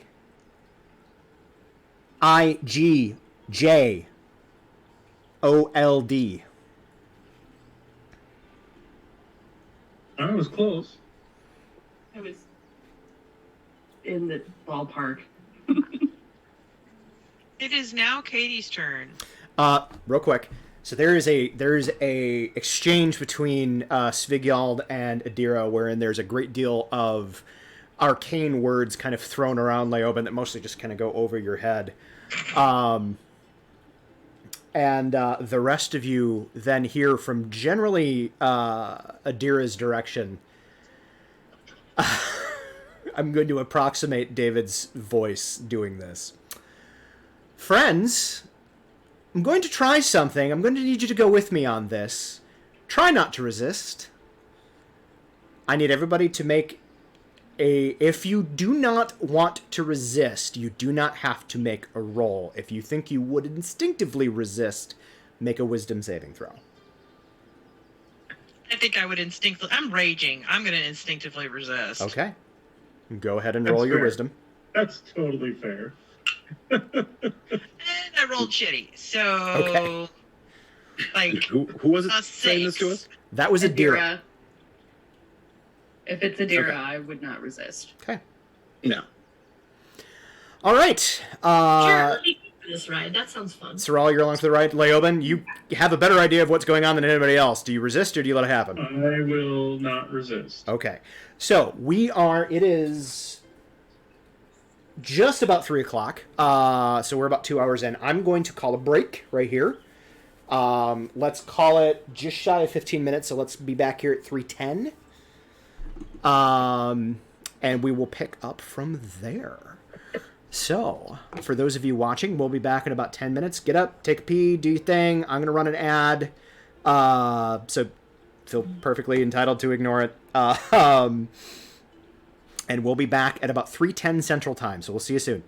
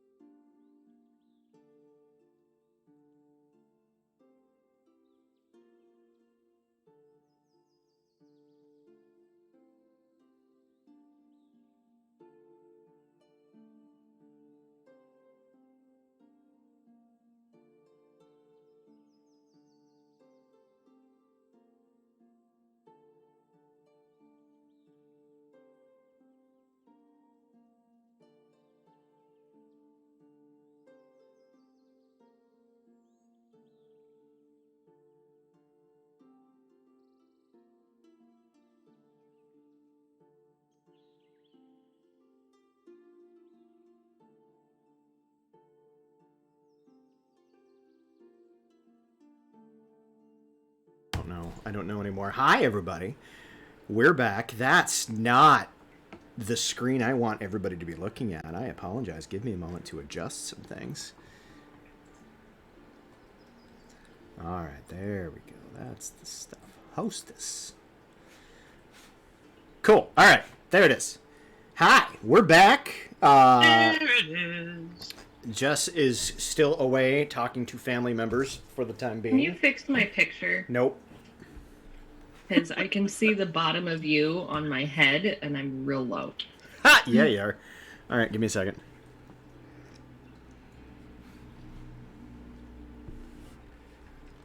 Boop, boop, boop. Boop, boop, boop. Boot me up a little. All right, you're booped. Thank you. Everyone is booped. My daughter would be quite set with me for booping. It was a consensual boot. It was a consenting boop. Anyway, so welcome back, everybody. Apparently Adira just made a deal with something or other to do something or other, and you all resisted or didn't, depending on your want. As whatever effect happens, the world melts away around you. You lose visual contact, and it's kind of a sort of a whiteout. Like the snow just gets more dense and heavy until you can no longer see, and then in addition to that, the sounds of combat and the movement of the snow golems kind of fades out around you, and you get that real quiet. I know the Minnesota folks know what this is like. I don't know if the St. Louis folks know what this is like, but that early morning quiet right after a big old snowstorm, but everything is calm. Yeah, I know that. It's that. There's that moment of just kind of like, there's nothing moving. It's real quiet. Everything is just kind of white and pristine. And we're going to start with Leoben. I would start with Adira, but she's not here. So. And serves her right!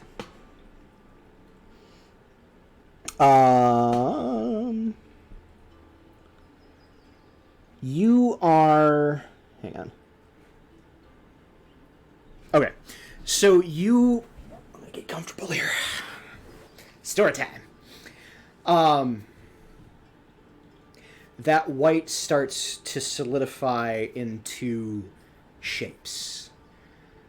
You are standing in a large, tall ceiling vaulted corridor with huge marble columns. Everything is in shades of blue and white. It's beautiful in kind of that way of snowstorms are beautiful. It's very reminiscent of like an ice palace, although it is very clear that this is brick and mortar. This is stone, marble. The finery around you is very austere. One might even go so far as to call it almost sterile. And this is one of those halls where like the slightest noise just kind of echoes for back and forth off of itself until it fades into nothing. And as you're standing there, you kind of glance around and you see Svighild. This time appearing kind of on your elbow, much more like not on your elbow but next to your elbow.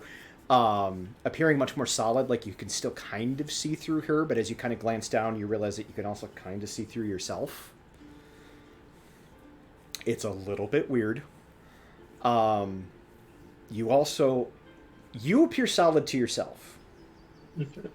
But as you kind of as you touch yourself, you're like, okay, I'm solid, but then you kind of reach out and you like just to touch like the wall, and your hand just kind of right through it.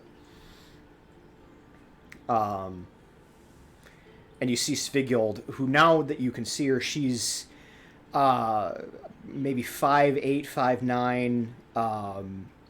she's very she's got wide shoulders, very muscular.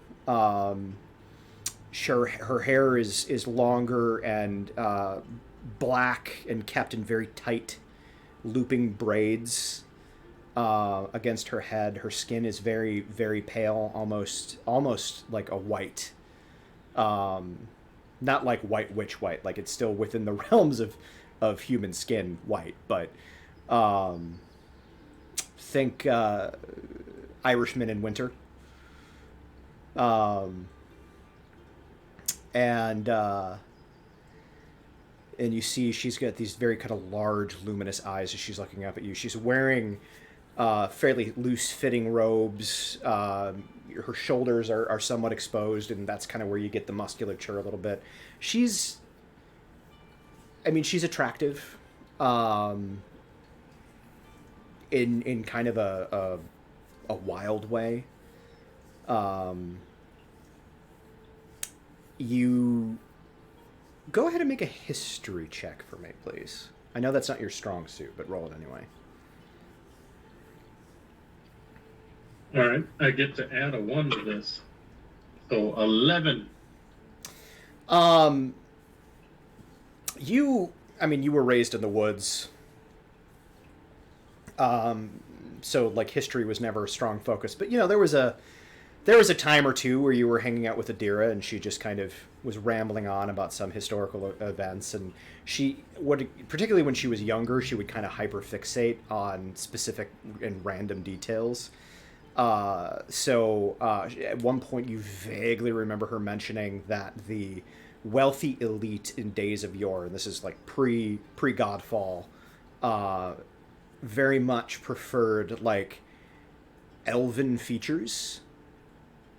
So even though they were human, like their tendency was like their kind of standard of beauty was those kind of high cheekbones, sharp jaw, like pointed chin, long nose, large eyes. Like that was kind of the beauty standard of the wealthy elite amongst the humans prior to Godfall.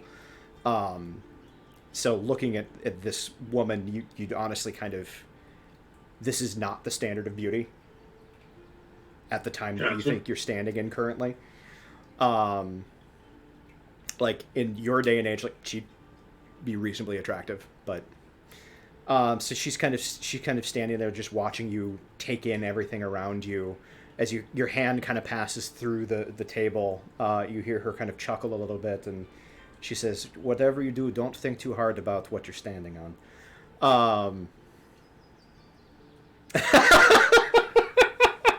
And for a brief second, you feel your feet kind of sink into the floor. You're like, "Wait, no, don't think about it," and you kind of snap back to a level plane. And she says, "I wasn't sure this was going to work. I'm glad you are at least here." So we're in her mind now? We are in her memories, yes. Her memories.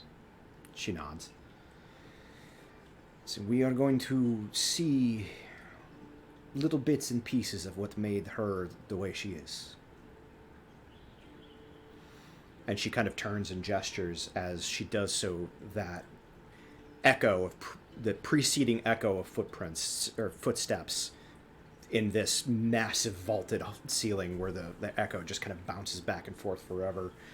A moment passes before you see the source of them, but you see a tall, somewhat ethereal almost looking man. Give me 2 seconds.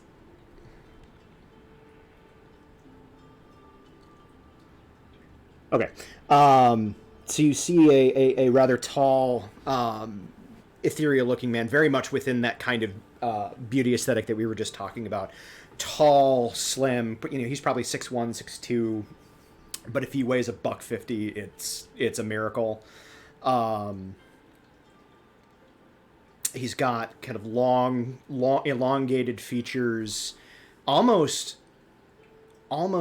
like cartoonishly so. Um, you know how when plastic surgery kind of goes bad, and it like the features are a little bit exaggerated rather than enhanced. That's kind of the look here. Okay. Like he had some work done to make him look more like this elven aesthetic. And it doesn't quite suit his like facial structure and frame. But he's moving towards you very quickly, and it takes you a second, but you see kind of moving in his shadow is a young girl, a young woman, probably you'd guess 12, 13 years old at most. She's equally slim. Her features kind of do have a similar kind of elven aesthetic to it, but not as badly modified or enhanced. It's all like it appears very natural on her. And she kind of moving behind this man, at keeping pace with him, which is actually, as you're kind of watching, is fairly impressive because he's moving at a pretty good clip. Like he's not running, but like his walking is quite the speed walker. You'd be fine, but others might have an issue. Does he seem to know? Do they seem to notice us? As they come around the corner, they're walking directly towards you. You do see Svigjold kind of step to the side, but they don't seem to take any notice of you whatsoever. Okay. As he's walking along, and he's got this kind of like tall widow's peak with very dark black hair, which is kind of slicked back and then worn long, all of like Elrond from Lord of the Rings. Hugo, I will good. Step out of the way as well. Okay. But when he passes by, I'm just going to kind of stick a finger out to see if it goes through him. Okay. You stick your hand out, and he has like there's no reaction. He doesn't see you at all. He doesn't seem to acknowledge your presence. And your finger, like you get a brief kind of feeling of like the cloth and whatnot as your hand kind of passes through his clothing. But all it feels more like a tissue paper just kind of wafting over your skin. Like it's very ephemeral. Okay. And as he kind of gets to kind of the end of this corridor, you see Svigjold kind of move to follow behind the young woman. I will follow as well. Okay. And you see And actually, I'll ask Svigjold, is that her? That is her. She's, I believe, 11, maybe 12. And you see they kind of get to the end of the corridor, and he stops and turns kind of on a dime, and she like to a point where she almost like runs into him. And there's that kind of like she doesn't actually physically run into him, but there's definitely that motion as he turns around that she's much closer to him that obviously he's comfortable with, and you see him kind of like take a step back and go, and kind of say, "Watch where you're going." And you see her, "I'm terribly sorry, Uncle." He says, "All right, well, are you clear on what you're supposed to be doing the rest of the day?" And she says, "Yes, Uncle, I have lessons. I have lessons. I have training. I was hoping that I could meet up with Svigjold after my training today." And you see him, like, the look on his face, which is already pretty severe. Like, this guy has major resting bitch face. Kind of darken even more. And he says, "Listen, attachments like that, particularly to a person like that, are going to do you no good and serve you no purpose in the future.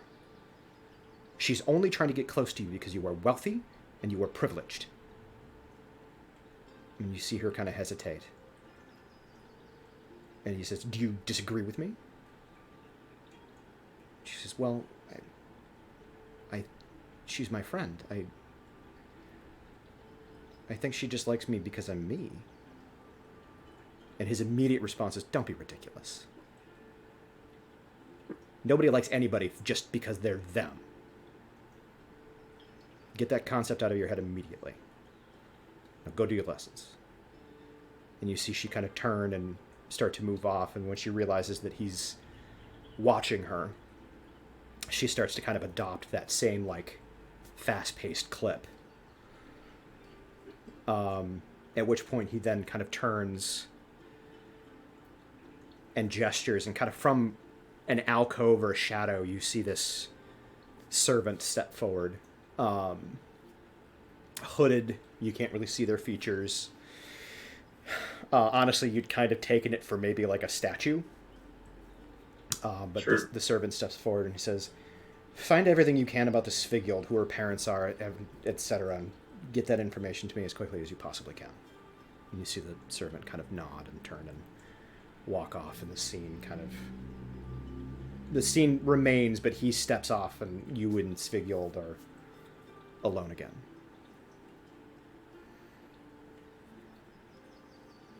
And she just kind of looks at you.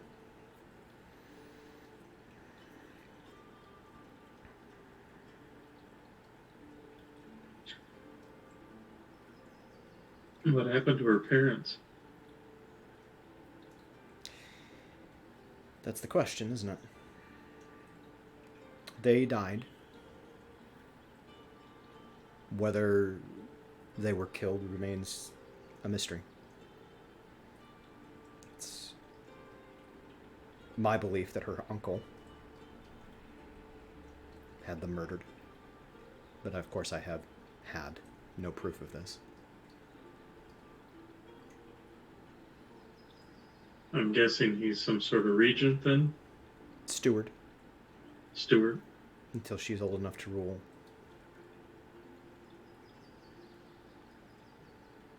What was your relationship to her? Like, how did you meet? My father was the chief of staff of the household. I was raised on the grounds.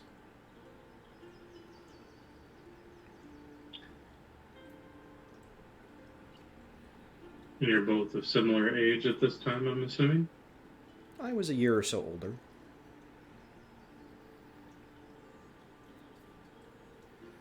You're going to see things and witness things that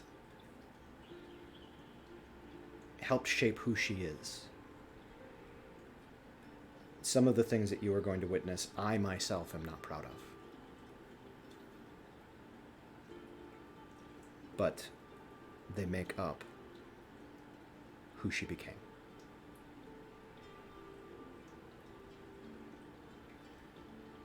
And we're going to switch scenes to...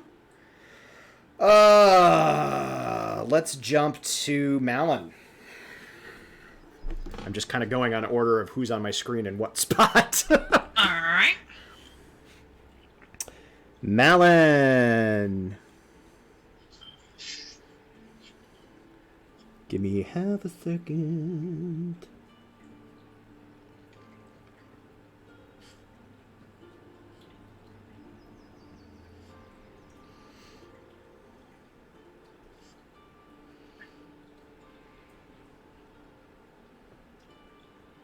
Okay. Sorry, I just had to take a quick look there. Similar thing. Everything kind of fades to white, and then in that moment, you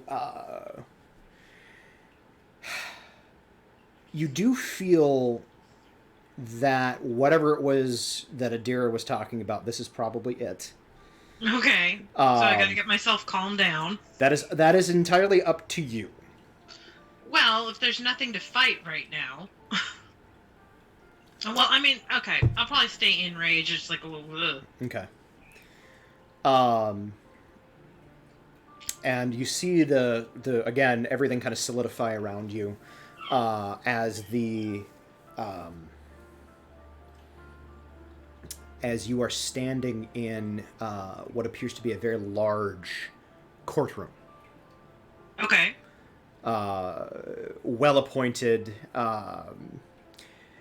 a similar aesthetic to what I had described for Leoben, that kind of very tall vaulted ceilings with like large marble columns going all the way up. But this is not a corridor. This is a full like room. The very tops of which seem to be lined with stained glass of various different stripes. And as you kind of glance around the room, you see like the sun kind of filtering in from a particular angle. You can see patterned on the ground in this kind of mosaic, the light shines the scene being depicted on the stained glass onto the floor. And you see on one end of the room there's this tall bone white throne, not made of bone, but it is the color of bone. Okay. And you see the throne itself appears to be unoccupied. The room is filled with various individuals, all in various fineries. This appears to be some kind of function or ball. You're not 100% sure, but as you're kind of standing there like fuming, like just out of the fight, you're still kind of bruised and battered from what just happened. You kind of glance down and you see that you're vaguely translucent and nobody's reacting to your presence. This is weird.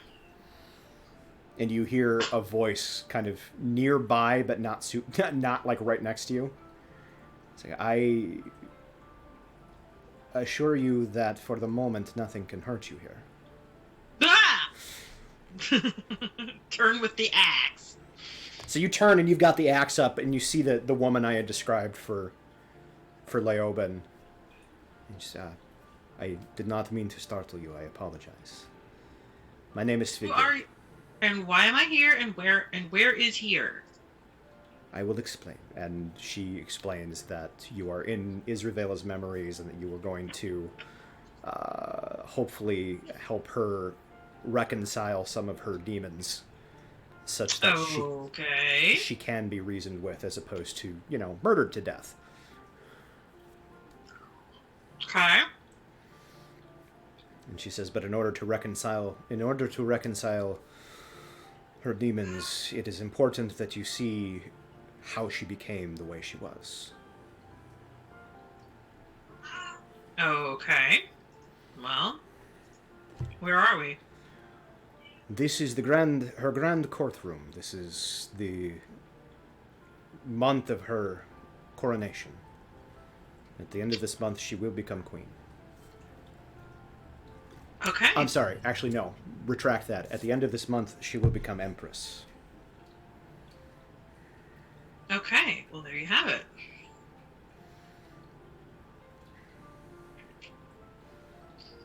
And she kind of... So, what happens? What's happening? This is a celebration of the coming coronation.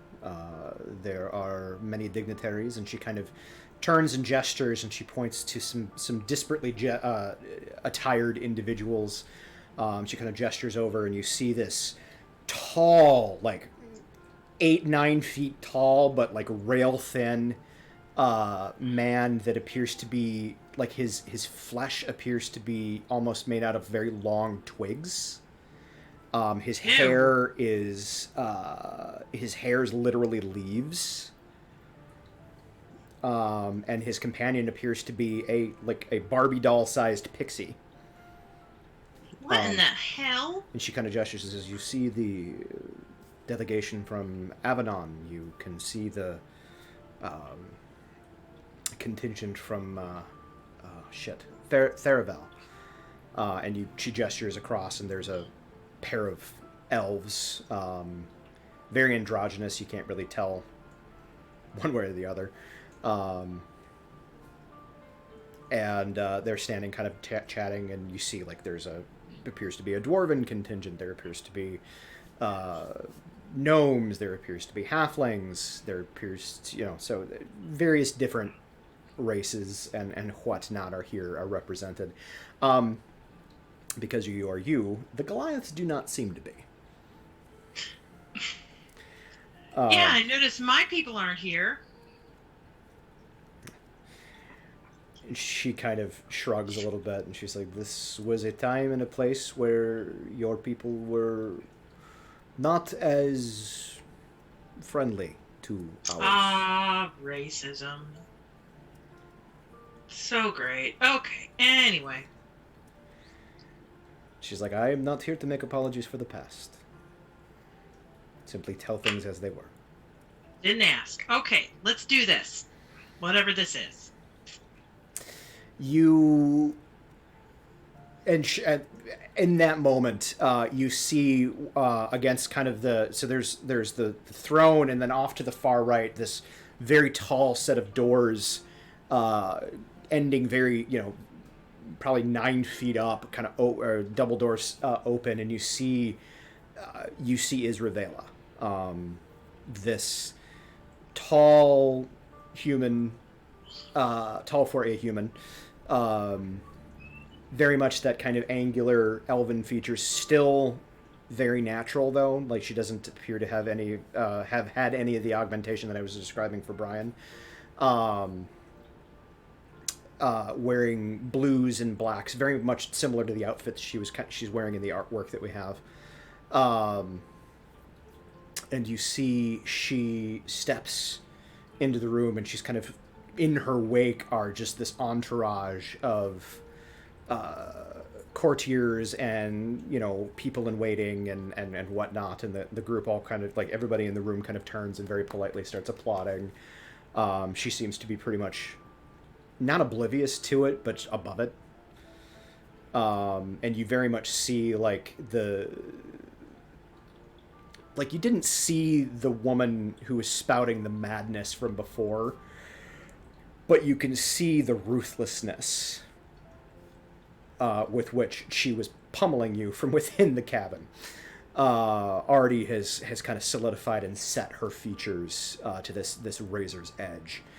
And she kind of glances around, and you see that, Svigiold moves in her general direction. Okay. Like the ghost one, or the real person?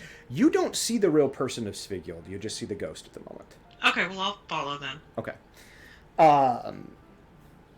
So she steps forward close enough as you see Isravela kind of glancing about the room, ignoring the polite applause from all the various delegations. And you see she kind of leans over to a servant. A servant, a handmaiden, you're not sure. And you get close enough that you can hear her whisper, I need you to find Lord Vior. He should be here, and he is not." And you see the servant kind of incline their head and very discreetly kind of step back. And you see several other individuals kind of move up and greet her, and there's a lot of this kind of, and, like, you're sitting here going, okay, no fucking wonder my people weren't here. This is boring as shit. Yeah, pretty much. God, nobody wanted to be invited to this party. Where's the fucking booze? Seriously. Yeah, exactly.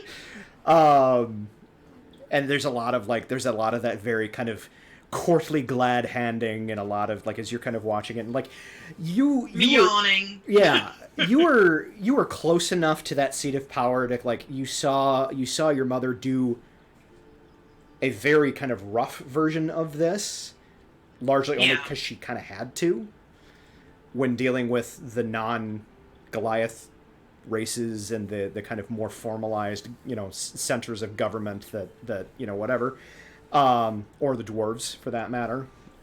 But even the dwarves were less kind of very boring. Right. Think, like, in terms of, like, the level of, like, formality, think like fucking Versailles just prior to the revolution. Like, this is that level of just fucking protocol, and everybody has to follow a very specific set of rules, and everybody has to address everybody in the appropriate way, and the slight misspeak can be taken as the gravest of insults. And everyone has, like, a special thing. It's like, I am the assistant to the king's bum whapper. Yeah, everybody has this long list of titles that go on for fucking ever. Nobody cares about.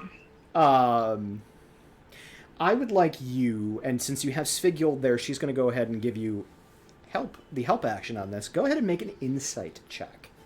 Okay. Alrighty.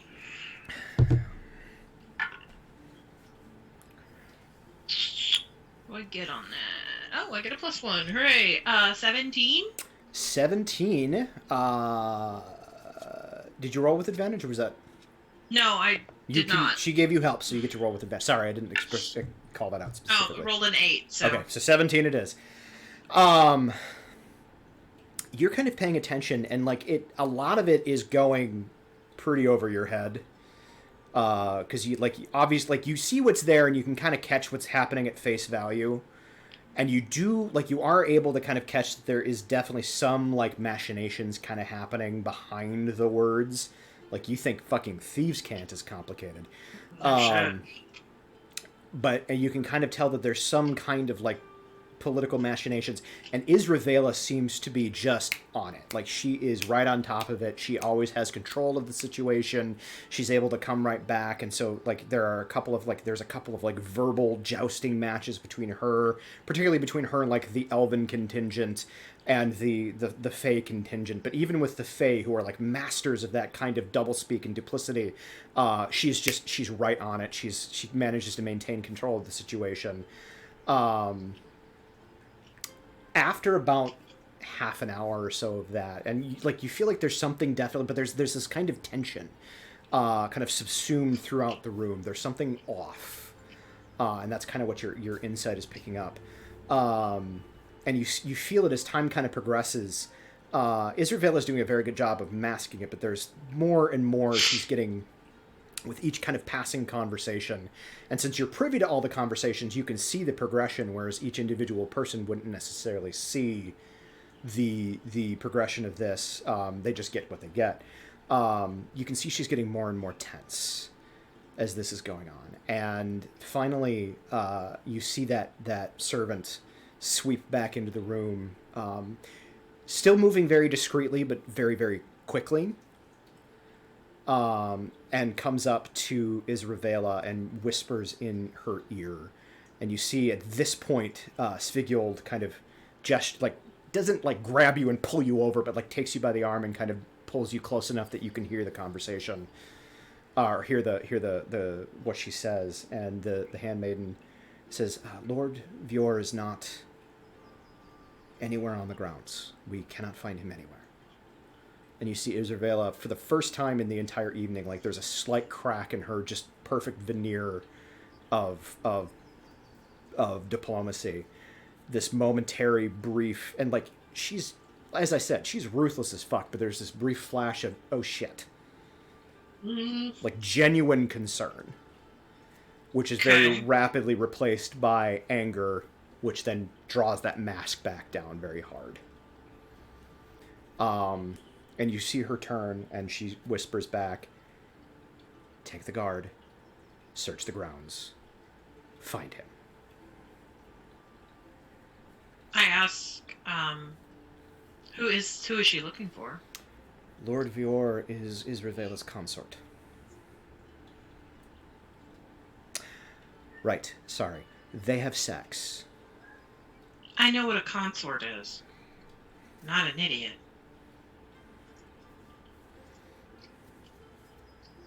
So, her consort goes missing. Indeed. This on the eve of her coronation. This is not good, as you can imagine.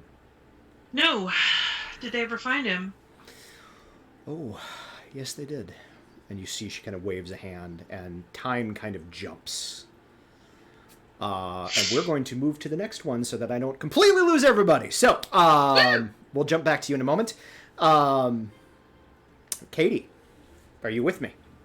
Are you with me? I am with you. Excellent. Let me remind myself what the fuck is supposed to happen with you.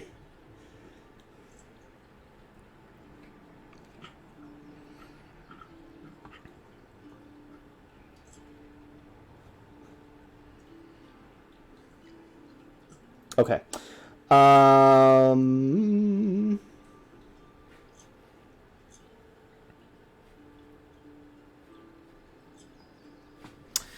So, Katie, you feel as with everybody else, and we're gonna jump ahead a little bit since we don't need to repeat ourselves over and over and over again.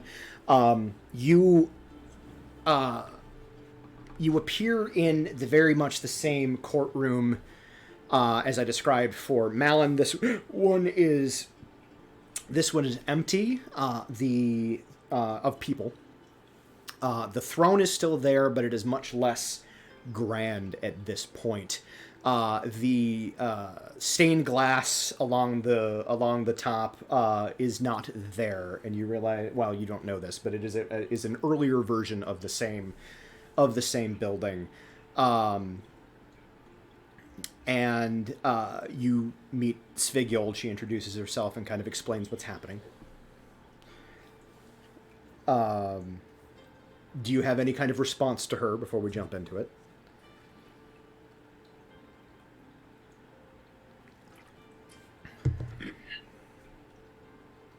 I mean, Katie's really... she leaned hard into the I'm trusting Adira on this, so she's just like, all right, this is, I guess, what Adira wanted, so what are we doing here? Okay. So you see Svigjold kind of inclines her head a little bit, and she guides you through to behind the throne. Directly behind the throne, there's a small door. It's there, like it's not a hidden door, but it is definitely designed to be very subtle, not readily observed. So, like, if you go around the throne and are looking for it, it's obvious. But, like, if you're just kind of passingly moving through, it's not necessarily obvious. It's like that, what is it that Disney uses that one color green for? Like the don't look at me green or something like that. Like, it's very much hidden away in a way that, like, makes it not readily obvious, but it is, not a hidden door, so to speak.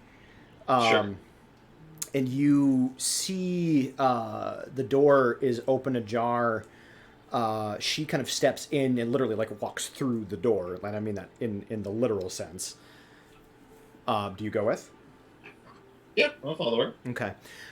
Within you see this war room set up, and it's I say war room kind of loose. It's a large kind of planning strategic room. It could be used for a war room. It could be used for like meetings of important people, that sort of thing.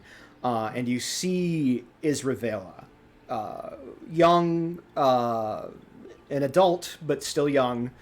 You'd guess probably early 20s. She is wearing the kind of crown and the trappings of the monarchy. And she has a group of individuals with her, what appear to be several, at least one dude that appears to be very much like a military general type. You know the type.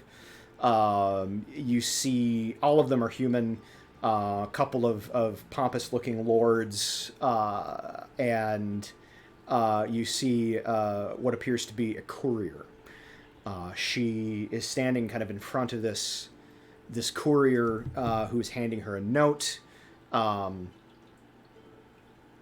She pulls it open and reads it. Svigjold kind of pulls you so that you can read the note as well.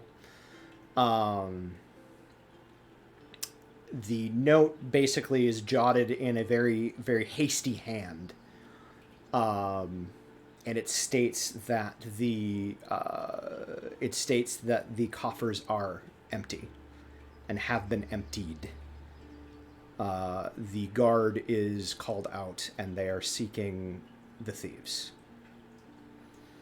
And you see she kind of angrily crumples the note in her hand, and she glances at those assembled there, and she says, "We have a thief in our midst."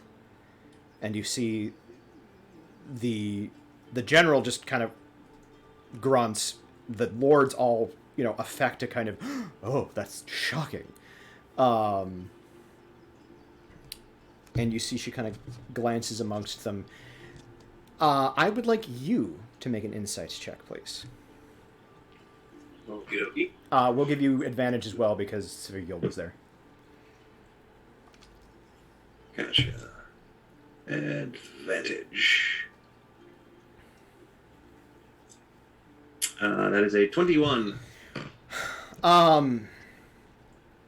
what happens next is this kind of double talk jousting match between the lords and Isravela as she uses language diplomacy and subterfuge to suss out very specific details. They're all very good, but it is very clear, based on your kind of assessment of the situation, that Isravela, while she's still very young, has not that she's like better at the verbal jousting than some of the older lords that are present, but she has a very keen insight into everybody's kind of sense of self and sense of what's happening. So while she's not quite as polished as the lords, she has a much better read on them and their motivations. And within the matter of about 15 minutes, even like based on what's happening, and you're not, you're a woods person, like the subtleties of fucking court life are not your cup of tea or forte by any stretch of the imagination. But God no. You're also pretty good at reading the fucking room. And after about 15 minutes, even you have a pretty clear idea of who fucking did it. And who is responsible.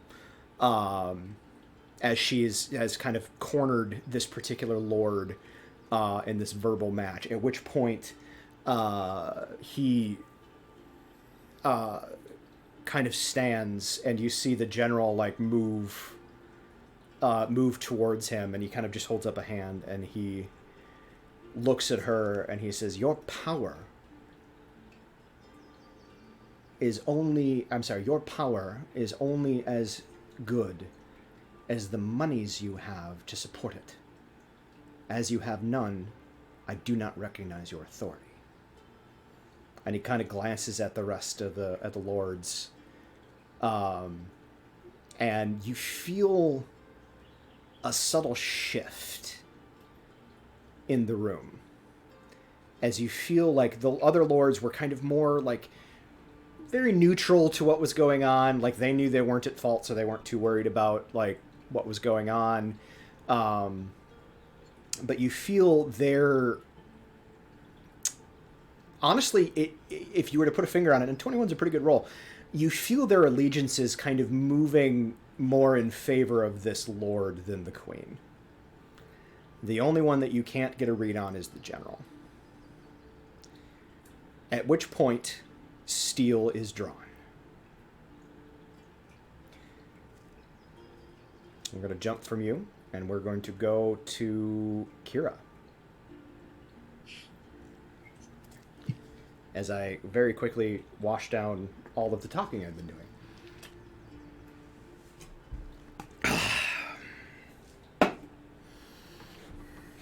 Okay, Kira, hi. Oh, good. Saralda's back. So Saral, after we're done with Kira, we'll jump to you. But boo, Kira, where are you? I'm right here. No, I'm looking at my notes. Because there's a lot of balls in the air, and I don't remember what everybody had to deal with.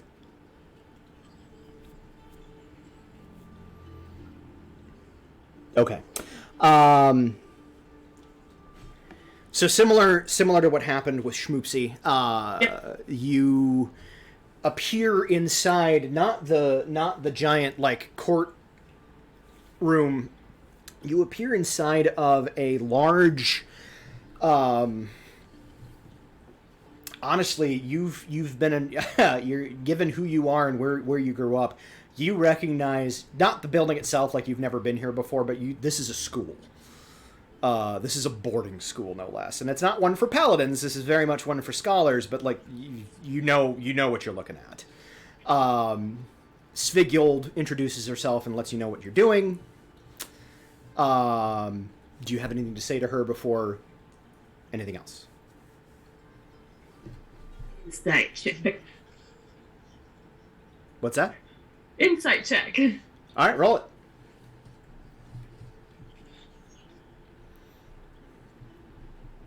A 13. A 13. She seems to sincerely care about Isravela as a person, not as the mad person that she is, and genuinely wants to figure out how to get her back. She's not here to fuck me over. She is not here to fuck you over so long as you are willing to go along with it. Do it. Okay. So you are standing in kind of a large entryway to this I mean, vaguely Hogwarts-esque boarding school. Legally distinct from. Yeah, similar to, but legally distinct from Hogwarts boarding school. You see there are children of varying ages kind of moving about, wearing, uniforms. Svighild kind of fills you in a little bit. She says, after Isravela showed some aptitude for the magical arts, she was sent away to study the arcane traditions,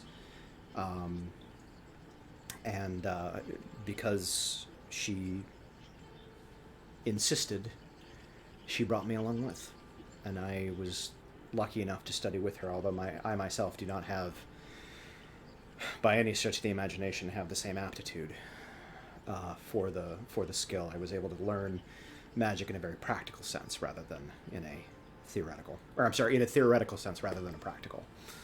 And as you see, she kind of gestures, and sure enough, you see a young Isravela, also dressed in the uniform, walking next to a young Svighild, as they are very close. They're walking close together, kind of arm in arm. About how old do they seem? You'd guess probably 15, 16 years old. And you see Svighild, you recognize she appears to be just a tad older.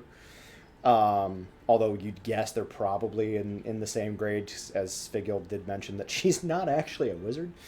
But they're walking very close together, and they seem to be having one of those kind of like quiet, not whispered necessarily, but quiet, like private conversations that best friends are wont to do when they're being idle.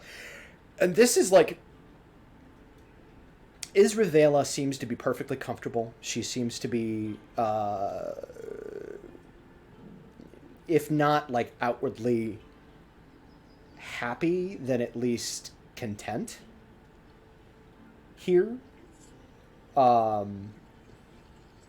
As they are walking down this corridor, kind of surrounded by all these other students, so as you're standing there, you glance around, you see the two of them moving down the hallway, emerging from a room not terribly far down the next corridor.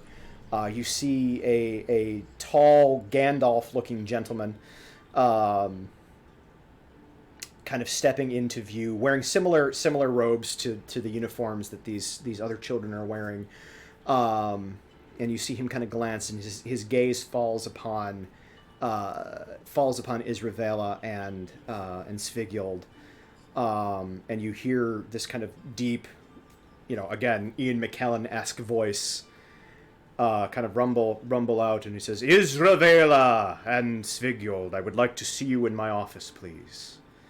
And you see them both kind of like jerk their heads. And actually, as he says that, you're out of the corner of your eye, you see the ghost Svighild, like even she kind of, her head jerks towards him, almost not like she's surprised, like she was expecting it to happen, but just like almost out of habit.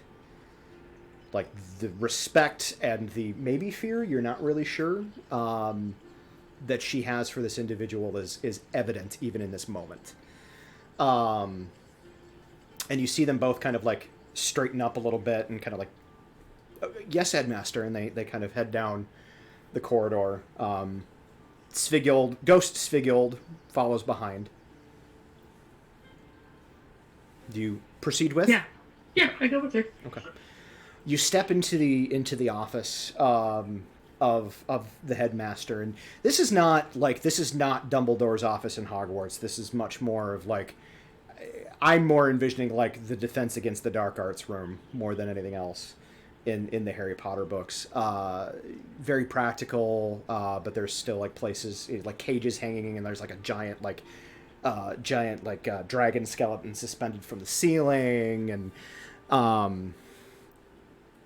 but he kind of he steps in and gestures to some chairs, and the two young women move in and sit down as he sits at his desk, and he kind of stares down this long kind of aquiline nose at them, and do you know why I have called you in here today? And you see Isravela very, very promptly, no, sir, I can't say that I do. And Svigyol just doesn't respond. She just kind of follows Isravela's lead. And he says, I see, just to be like this. And he kind of waves a hand, and you see this dome kind of come down, separating the two of them. And what proceeds to happen is going to require an insight check. If I get advantage too? Yes, Svigyol the ghost is guiding you, so you will get advantage.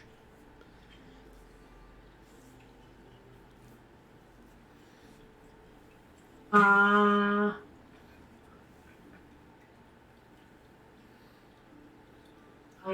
am not attacking with my Warhammer. Why am I looking at that number? Plus 13. I read the room with my Warhammer. I read the room with my Warhammer of Doom. No, a 17 plus 5 is not a 30. It's a 22. 22. Yes. So It's been a long day. It's fine. That's fine. No, so there is kind of, again, this verbal social jousting match. He is very expertly running an interrogation between the two of them simultaneously. And he is basically questioning them. You get the impression that there was, earlier that week, there was an accident involving one of the other students who was very badly hurt, and then that morning died from their wounds.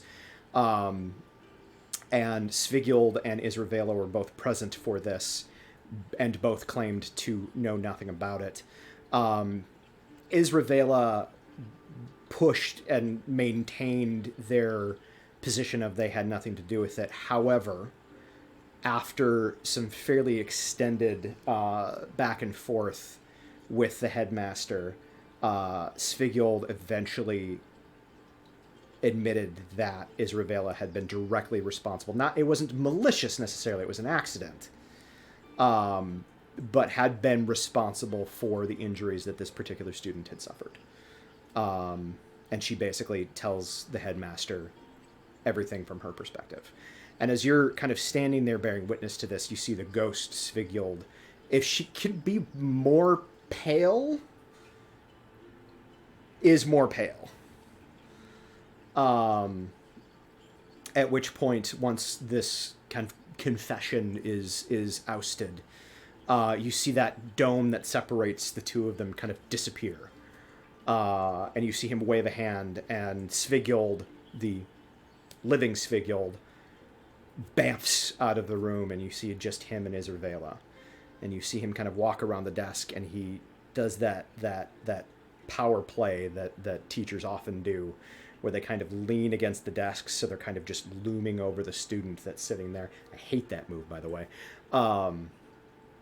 And he looks down again at these, with those kind of half-moon spectacles down that long aquiline nose, and he says, "I'm afraid, Your Majesty, that your friend has told me everything. You will suffer both detention and potentially criminal charges. Do you have anything to say for yourself?" And you see this moment, like Isravela, the entire back and forth, the entire interrogation did not crack. Cool as ice. There was no nothing to indicate guilt, nothing to indicate anything. And even in this moment, it's not there on her face, but in her eyes, you see that moment of, I've been betrayed. In her face. You see it in her eyes. You see that kind of the little bit of happiness that you'd witnessed in that hallway, in that moment when it was just the two best friends, you know, walking down the corridor together. Whatever contentedness, whatever joy that she felt in that moment freezes over. And you see her stand. Now, she is a 16-year-old girl. He is a fully grown man. She comes to his shoulder. But as she stands, the shift in kind of power and polarity in that room is palpable. And she stares him directly in the eyes. With her ice blue eyes, stares him directly in his kind of amber ones, and she says, "Would you punish your queen?" So we're going to jump from you to Saral. And after we do that, I'm going to take a very short break because my voice is going to fucking die if I don't. Hi, Saral. Hi. How are you? Mm. You gonna make it? Mm-hmm. Okay.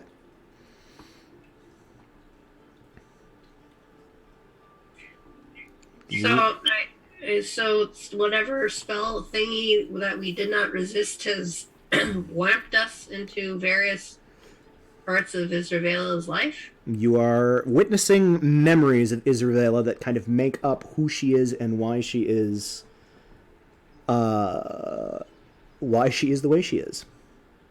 Why she's batshit crazy. Why she's Okay. batshit crazy. I'm not sure how we can fix that because that's literally how all people are. Is the events of our lives make us who we are. Yes, but this is also You know. there's also D&D, so don't apply too much logic to it. Okay. It's a magic wand. Okay, Right. Got it. We live in a world where removed disease can be applied to depression. So, Sign me up. fucking right. Every time I see one of those questions come across, what would you do if you had one magic spell? I'm like, I don't know, remove blindness? Remove disease?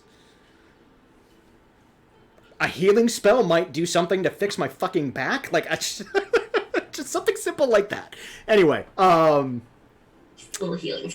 right? At any rate, so I don't know how much of the beginning part you caught, so you're going to get the full description, and it also kind of serve as a reminder to everybody else what's going on. The world kind of whited out around you as you were standing there, kind of like there was a heavy snow, like the snow's picked up and blotted out everything around you.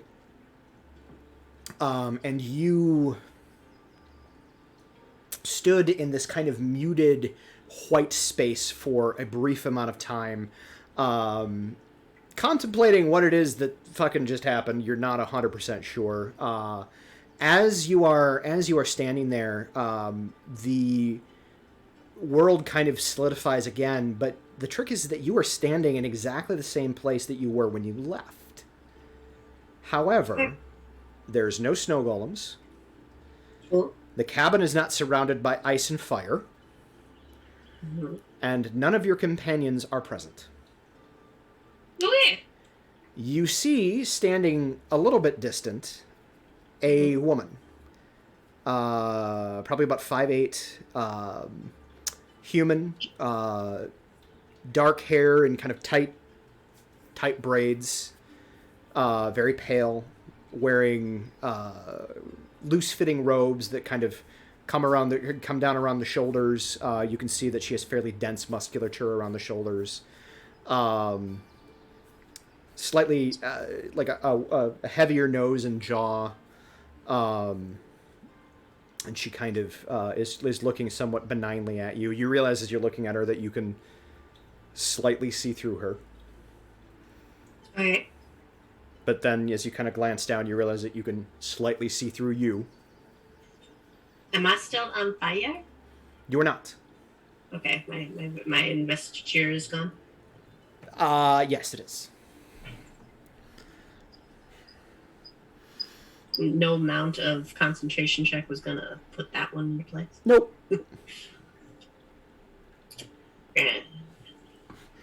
You see, she's kind of she's watching you for a minute as you kind of take everything in, and she kind of gives you a nod, and she says, my name is Figurd. I apologize for interrupting your combat. If we all live, it's cool. Well, that's the hope. I am here to guide you through some of Isravela's formative memories, to show you a little bit about who she was. The hope is that if we can calm her demons, she can be reasoned with. Are these metaphysical or physical demons? I suppose that very much depends on your point of view. To her, I'm certain they are as real as you or I. As she smiles slightly and kind of holds up her translucent hand. Okay.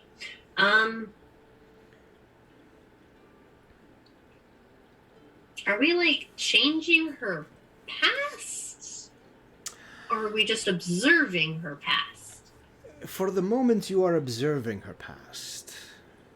What happens next is going to very much depend on how her past manifests to you. Okay. Do we not know how it's going to manifest to me? I do not. Aren't you the one in charge of the spell thingy? I am a guide more than anything else. These are her memories, not yours, not mine. I'm just gonna go with it. I'm deciding that the non-answers aren't working for me, so we're just gonna go with it. We'll just go with it. Okay, so I'm going to a memory. Do we know which memory of time I'm going to? Yes, we do. Am at, or am I here now? I don't know what's happening. To be honest, I don't know either. Come with me. She kind of turns and heads towards the cabin. This makes me so confident in your guidance. This spell is pretty ambiguous, unfortunately. Wow. Okay, I'm coming. And you see she simply walks towards the cabin and then just right through the wall.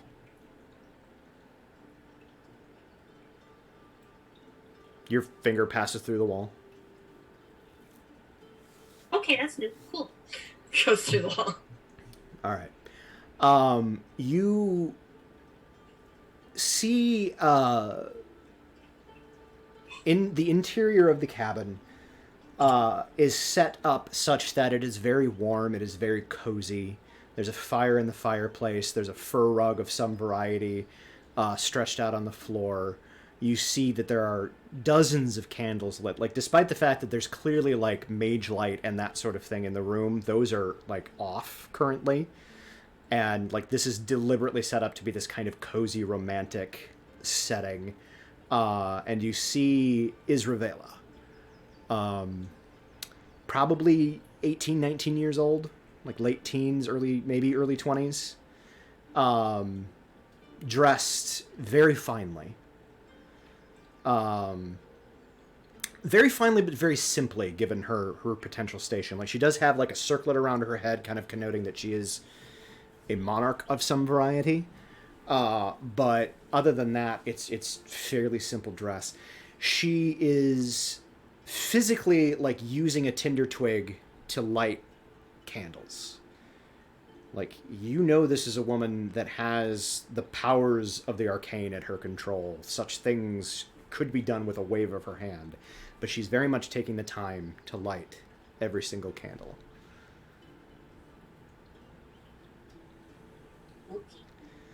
And you see the Me. say that again? Can she see me? You see Svigild. No, she cannot. Oh, good. It's like the memory watchy thing. Okay, cool. I just got a little scared. I didn't want to like interrupt. What's she doing? When Isravela was at school, she met a young man whom she was rather enamored with. Okay. At this point, she and I were no longer speaking, and if we were, I would have warned her away from him, for I was aware that he was only interested in her for her station and her wealth. Where were you? She kind of sighs a little bit, and she says, "We had a falling out." Oh, did someone do something stupid? That is, I guess, a matter open to debate. Uh-huh. And irrelevant to the situation. Okay. I won't poke. She, she gives a smile, but it's kind of like one of those, like a very sad one. And she says she is arranged to meet with her paramour here. And she intends, at least as of now, to give herself to him. I don't think I should watch that. She kind of hesitates a moment. She's like, "Don't worry, you won't." As she says that, there is a faint knock at the door. Oh, is he gonna do bad things? Oh, he's gonna do bad things. And you see, she gets that very excited, like, she gets that very excited, like, "Yay, my booty call arrived" thing, where she's like, "Oh, great." And so she, like, blows out the match and kind of puts it down and kind of, like, smooths everything out and adjusts her circlet a little bit. And you see she kind of pop by the vanity and, like, check her, like, makeup and everything like that. And literally does, like, the boob heft.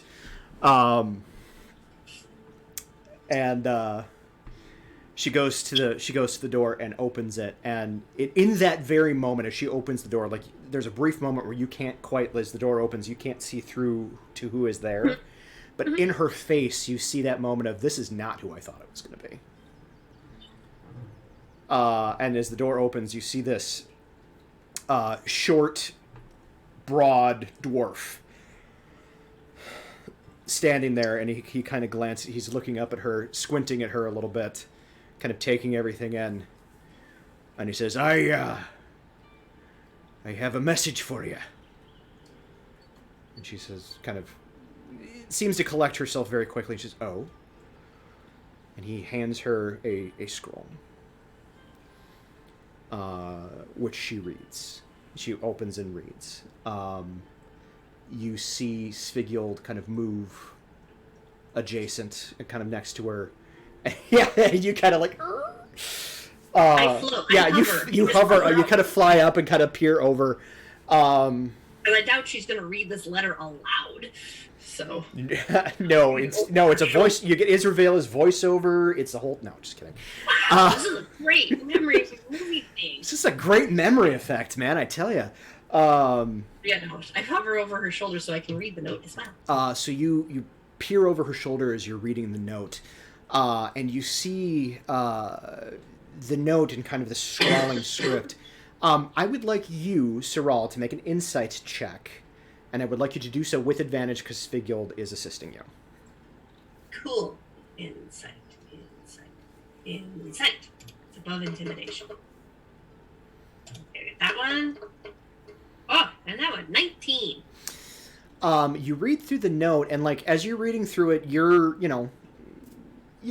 weren't raised in, like, courtly intrigue or anything like that. So at first blush, you're like, "Oh, this is a perfectly reasonable note." Basically, it's her lover explaining why he can't be there, and isn't going to be coming. However, as you kind of feel her emotional kind of her emotional aura shift, you kind of give it another read through, and you realize that with some very concise and excessively passive aggressive language, not only is he indicating that he will never see her, but he is going to do everything in his power to sleep with her best friend. Wait, okay. Can we pause the memory? Person? Okay. Hold, just, is that an option? She kind Lots of... of letters. Is that an option? If you're going to ask me something, now is the time. Okay, wait a minute. So you didn't want her to sleep with him because he was just gonna use her for power, correct? She inclines her head. Okay, so it's really weird. That's a good thing then that he's not coming, but he's obviously being a manipulative fuck. And saying he's going to do everything in his power to sleep with his best friend. Is he referring to you who's on the outs, or is there a new best friend in the picture?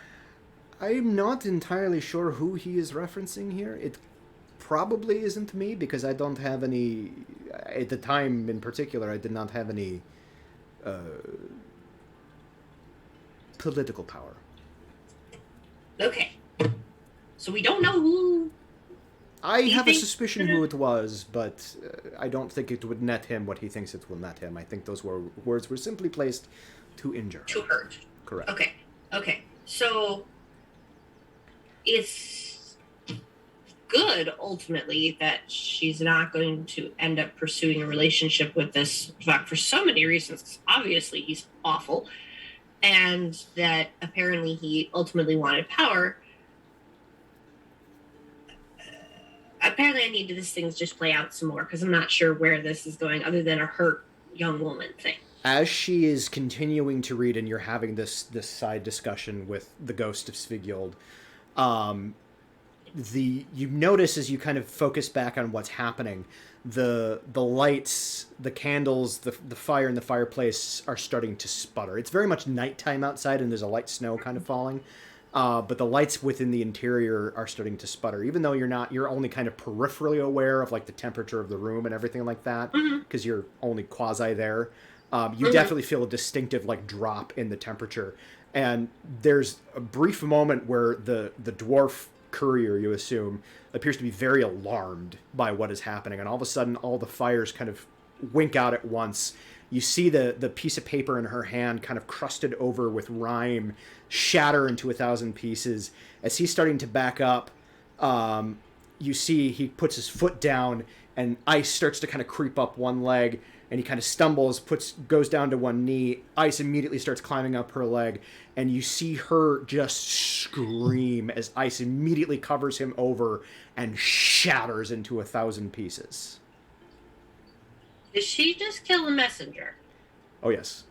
So, we are, real quick, going to pause there. I'm going to pee and drink a whole bunch of water so I can do this next bit without dying. So, whilst I do this, we're not going to go off stream. Schmoopsy, if you're there, why don't you shill for your stream real quick? I'll be back in a moment. Fair enough. I am Kit, the Seven-Tailed Fox. I am Seven-Tailed Fox on Twitch. Tail is T-A-L-E, like the story, because that's what we like to collect and share. It's been a little bit since I've streamed. I need to get back into that. I've been really bad. Apologies about that, but very soon I'm going to start doing it again. I promise. I've been playing through the newest Tales of series game, Tales of Arise, which has been a lot of fun, but we'll also play some other things from time to time, like Sea of Thieves, or I Am Bread, or any other random games that seem to catch our fancy and think we'd have a good time with. So feel free to stop on by, share a story with us, have some good times. Love to see you there.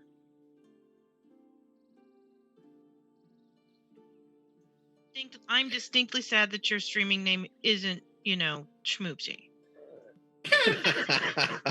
There.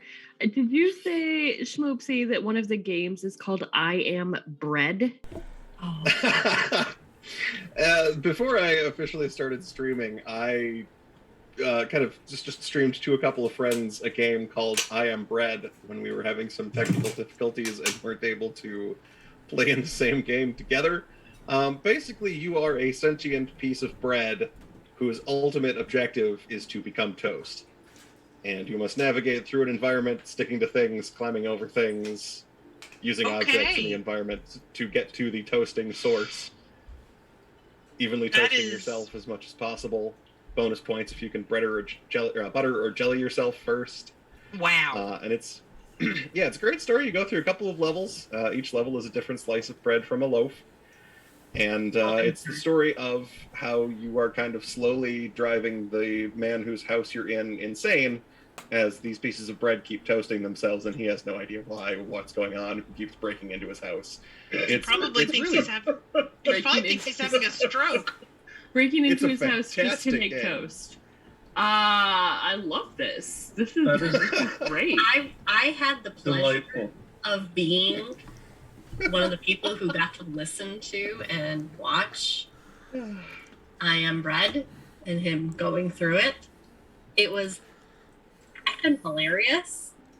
And I think, yes, you should definitely stream it again. I know it's going to miss a little something because you actually know what the story is now versus before it was kind of like, what the heck is happening the whole time? But I feel you have the storytelling capacity to make it work. Very well revisited, and it's been well over a year now. So you could even up the ante, so maybe now they're not looking for toast. Maybe they want to be bagels or something. Or if it's been a year, have they made a sequel yet? I haven't seen a sequel. I'm not sure, but I if I remember, words are hard. If I am remembering right, there were options for different kinds of bread or different kinds of bread items. So there might have been a bagel in there as an option to play through some levels or something like that. I'd have to go back and check. If you wanted to give it a holiday twist, there's always the Secret Lives of Gingerbread, which is a whole thing. Well, I believe the Secret Lives of Gingerbread is like a TTRPG, whereas I Am Bread is a legit video game. No kidding. Okay. The Secret Lives of Gingerbread is a TTRPG, right? Because I am playing it on Wednesday. Are you? Is Wayne running it? Wayne is running it. Yeah. Yes. The official from the IamBreadGame.com, I Am Bread by Bosa Studios, came out in 2017. Bosa Studios. Yes. The beautiful story of one slice of bread's epic and emotional journey as it embarks upon a quest to become toasted. Available now on stream. Well, there you have it. Just proof positive that they'll make anything into a video game. We laughed. We cried. We made a love connection. It was. We were disgusted occasionally.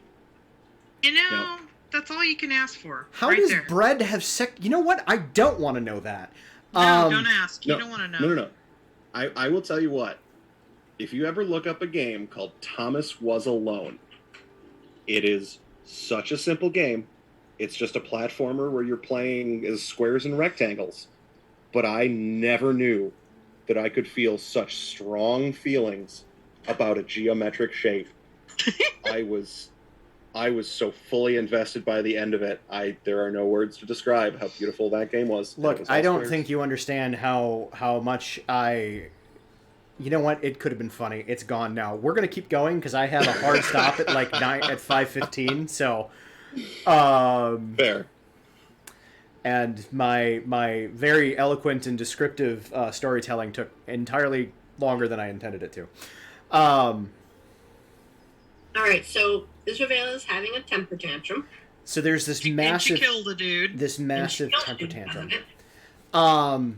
So we're gonna jump. This is not going to be nearly as long for everybody. We're gonna jump back to Brian. We're gonna kind of move a lot faster now. So stick with me.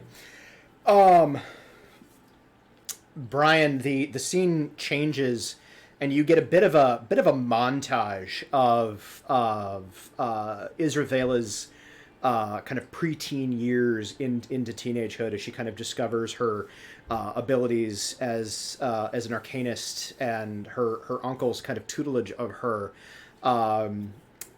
and this kind of relationship she has with Svighild, who you eventually do see a young Svighild kind of develops and changes throughout the course of this. She started out like kind of earlier on. Isravela's relationship with Sighild was very much that of what teenage kids, like young preteen kids, often do. It's this very kind of intense roller coaster of back and forth, and sometimes they're good and sometimes they hate each other, and all of this stuff. And as she kind of grows, and Sighild also grows with, the relationship kind of evolves, but all the while Isravela has this very, very domineering, and he's not like, he's abusive, but he's not like physically abusive. He's mostly just, mentally and emotionally abusive, which in a lot of ways can be worse. And very much like in her ear this entire time, saying that like Sighild is not there, not there to look out for her, is not there to be her friend, is, just using her for her station and her, her money and her wealth and all of that. And the entire time Isravela is very, like, you're getting the impression that she's a very stubborn young woman. She's very just kind of like, no, it's Sighild is my friend. Sighild is my friend. Like, I refuse. Even up to the point where there is a confrontation between, where finally she's maybe about 13 years old at this point, so maybe a year or two has passed in terms of like, and you kind of saw the progression of just, a series of events.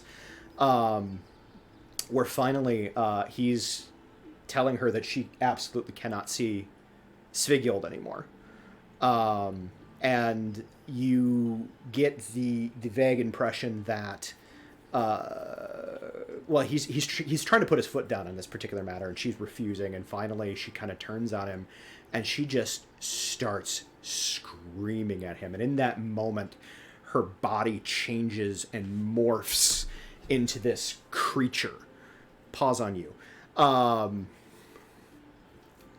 Malin. Yes. With notes that I have in front of my eyes. There we go. Okay, I remember what was going on with you. You watch a similar kind of fast, not quite fast paced, but this montage of these other small bits and pieces of this single event that you're witnessing. Eventually it comes out that Lord Vior, her consort, his corpse was discovered in the woods on the grounds. That's bad.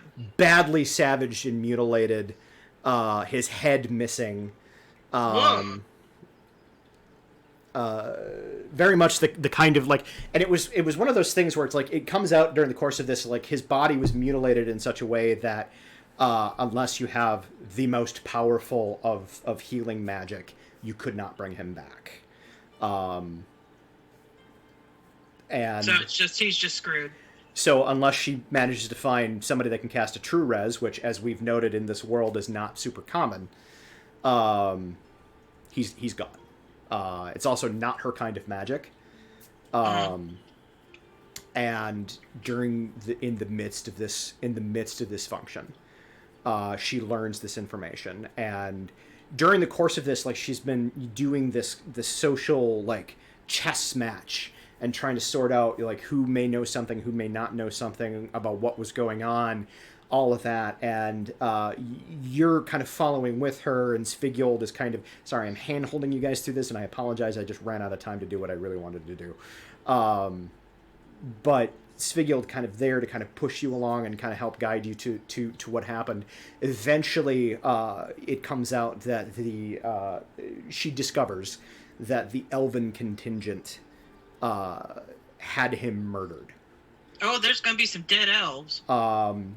Well, and that's just the thing. As soon as she hears that, and there's a moment where she glances over and makes eye contact with one of the elves that are present, and they give this sort of, it's very subtle, but that sort of smug, self-satisfied, like, I know something you don't, smile. And in that moment is revealed. You see it the moment it happens. There's not a slow progression from Isravela to something else. She is just a monster. We're going to jump from you to Katie. So, Katie, where were you? Oh God, which one was mine? Right. Nope. Katie was in the war room. Katie was in the war room. The money's Right. gone. Steel's Yep. Yes. So you feel this subtle shift in the allegiances of these other lords. They weren't super, they weren't super against her. They weren't super with her to begin with. But as this other lord who's made this power play, finally admits what he's done and why, a little bit why, you see him kind of appeal to their sense of greed. Again, very much through diplomatic communication is able to kind of subtly hint to them that, should they band together with him against the queen, that he will share the wealth of the country with them. And you feel that subtle shift of their allegiances as they kind of turn against her in that moment. You also see that she feels that as well. And in that moment, you feel the ground starting to shake. You see in that moment the general who's was pretty implacable through most of it. You see him kind of slip behind the kind of inciting lord, the one that had actually done the deed, as she her body shifts and morphs into this massive creature. He runs the lord through from behind with the blade. We're going to jump to Kira.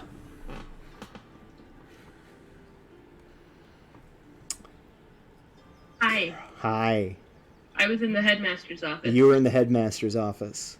Would you punish your queen? Would you punish your queen? Would you kill your emperor? Sorry, Napoleonic reference there. Damn it, I hate it that word. That was just for you, babe. Anyway, would you punish your queen? There is this very quiet moment, and in that moment, again, you're not a wizard, you're not an arcane spellcaster of any stripe. But you do, maybe it's the nature of the memory, maybe it's the nature of the dream, but you do see this kind of subtle exchange, this kind of contest of wills between the headmaster and the queen. And you almost see the psychic energy in your mind's eye. It's almost like Adira's wub-wubs kind of going back and forth between the two of them. As this kind of contest of wills is occurring, as she's standing there just kind of willing him to stand down, to back down from this course of action that he has chosen. You see her body once kind of moving slowly, enlarging, growing bigger, snapping bones and muscle and tissue, and so she becomes an absolute monster of herself. Saul,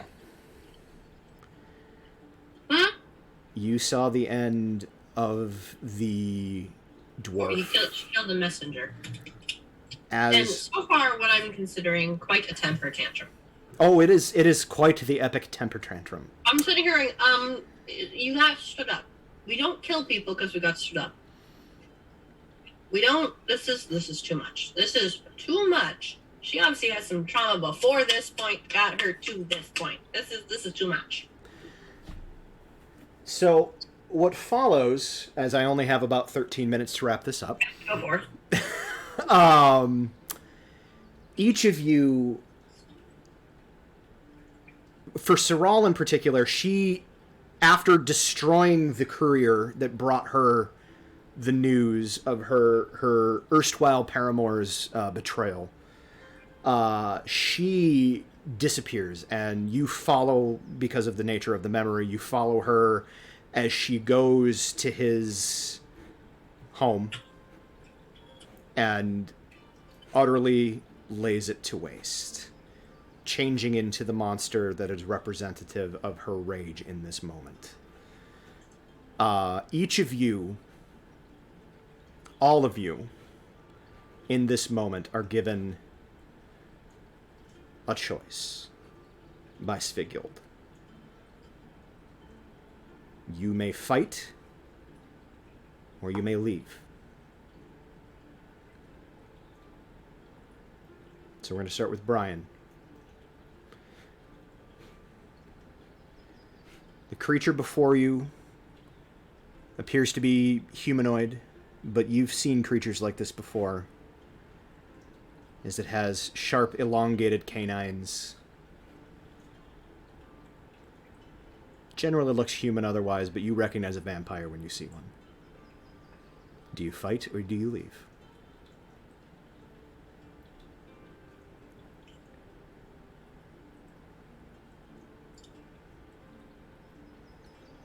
I'll draw my swords. Okay. Malin.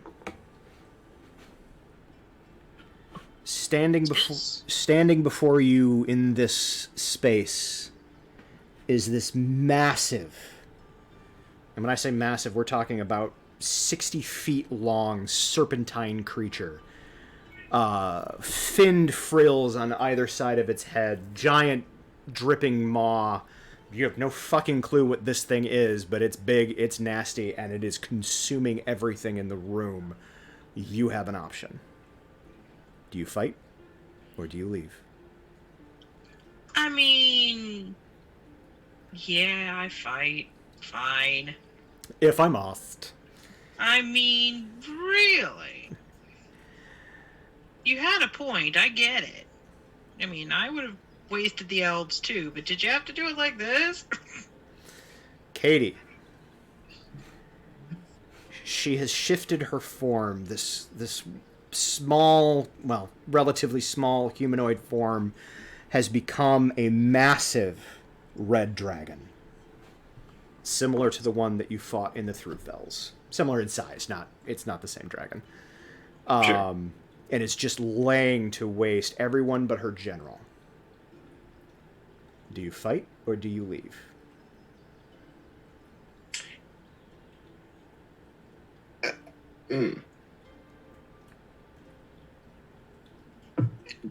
Is this asking, do I fight her?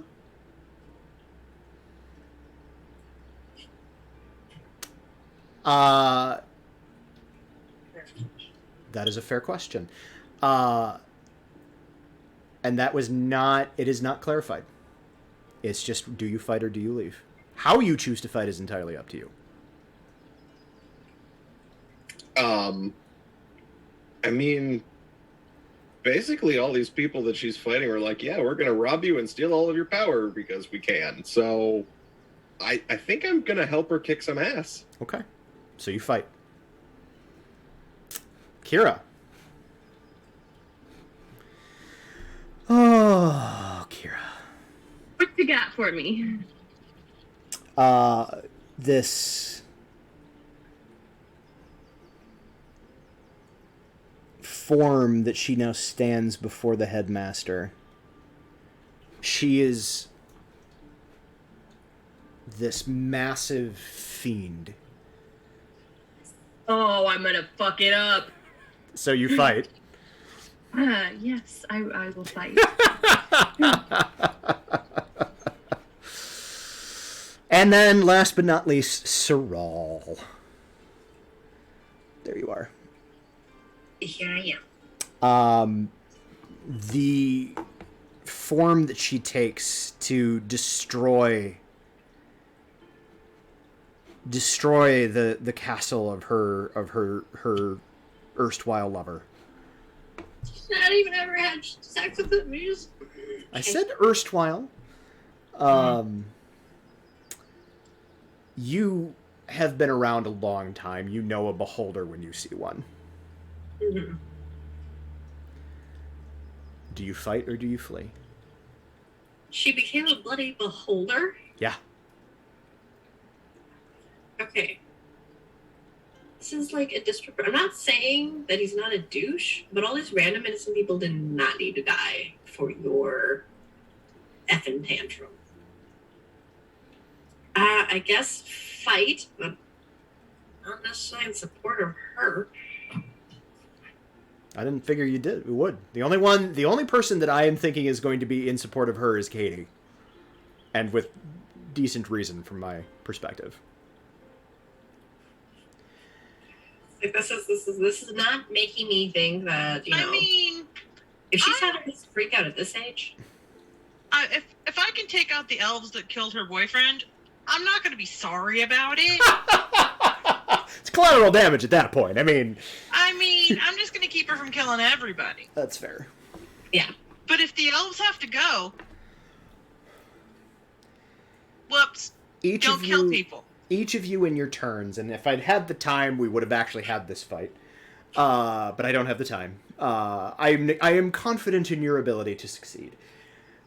Each of you in your turn battles your disparate and individual monsters. For some of you, the fight is brief, intense, shitty as hell. Bash it. Some of you, it is an epic battle. Malin, you fight from, all over the courtroom, the big great hall. You manage to kind of bamf up to the top of it and bang it around in the head. You ride it for a short bit as it tries to buck you off and smash you in against the walls. You eventually strike a killing blow. Leoben, you dive in with all of your speed and your tact and your guile, and you manage to beat it head over. Wow, fuck! Words are hard. You manage to kind of get in under its guard, even as it's attacking you. You lose a fair amount of blood. It loses more. You are eventually able to behead the creature before you. Kira, you fight this massive demon who you recognize as a pit fiend. The fight is brutal and intense. As they Power are, of Zaratsu compels you. The power of Zaratsu compels you. However, pit fiends are surrounded by a nimbus of fire. Yep. Does not go well for me. So you battle tooth and nail. Every bit of the damage you take from the flames, however, you are able to hand back and then some, until you are standing victorious over the prone body of the massive creature. Saral, a little crispy. Saral, there's quite the back and forth between you and this beholder. That anti-magic eye is a bitch and a half to deal with, but you are able, with your ability to fly, get out of it long enough to wield your magics and your powers. You're not feeling good afterward. That's for damn sure. There's a lot of disintegration rays lobbed your way. Chunks of you are actively missing by the end of it. But ultimately you are victorious in defeating the beholder. And last we have Katie. Katie, who felt that the transformation of Queen Isravela into the Red Dragon to defeat the men that had tried to cheat her, to take everything away from her, was justified. Stands with the Red Dragon, strikes down the trio of lords, whom in their own right were powerful and strong. But you stand victorious next to the dragon that is Isravela. Yeah, Red Dragon Fire Tornado combo. Yeah. And as the last of the lords falls, as the last of the holder, the vampire, the serpent, the devil, fall, you are all standing in the snow. And you see Isravela on her knees outside the cabin, weeping quietly to herself.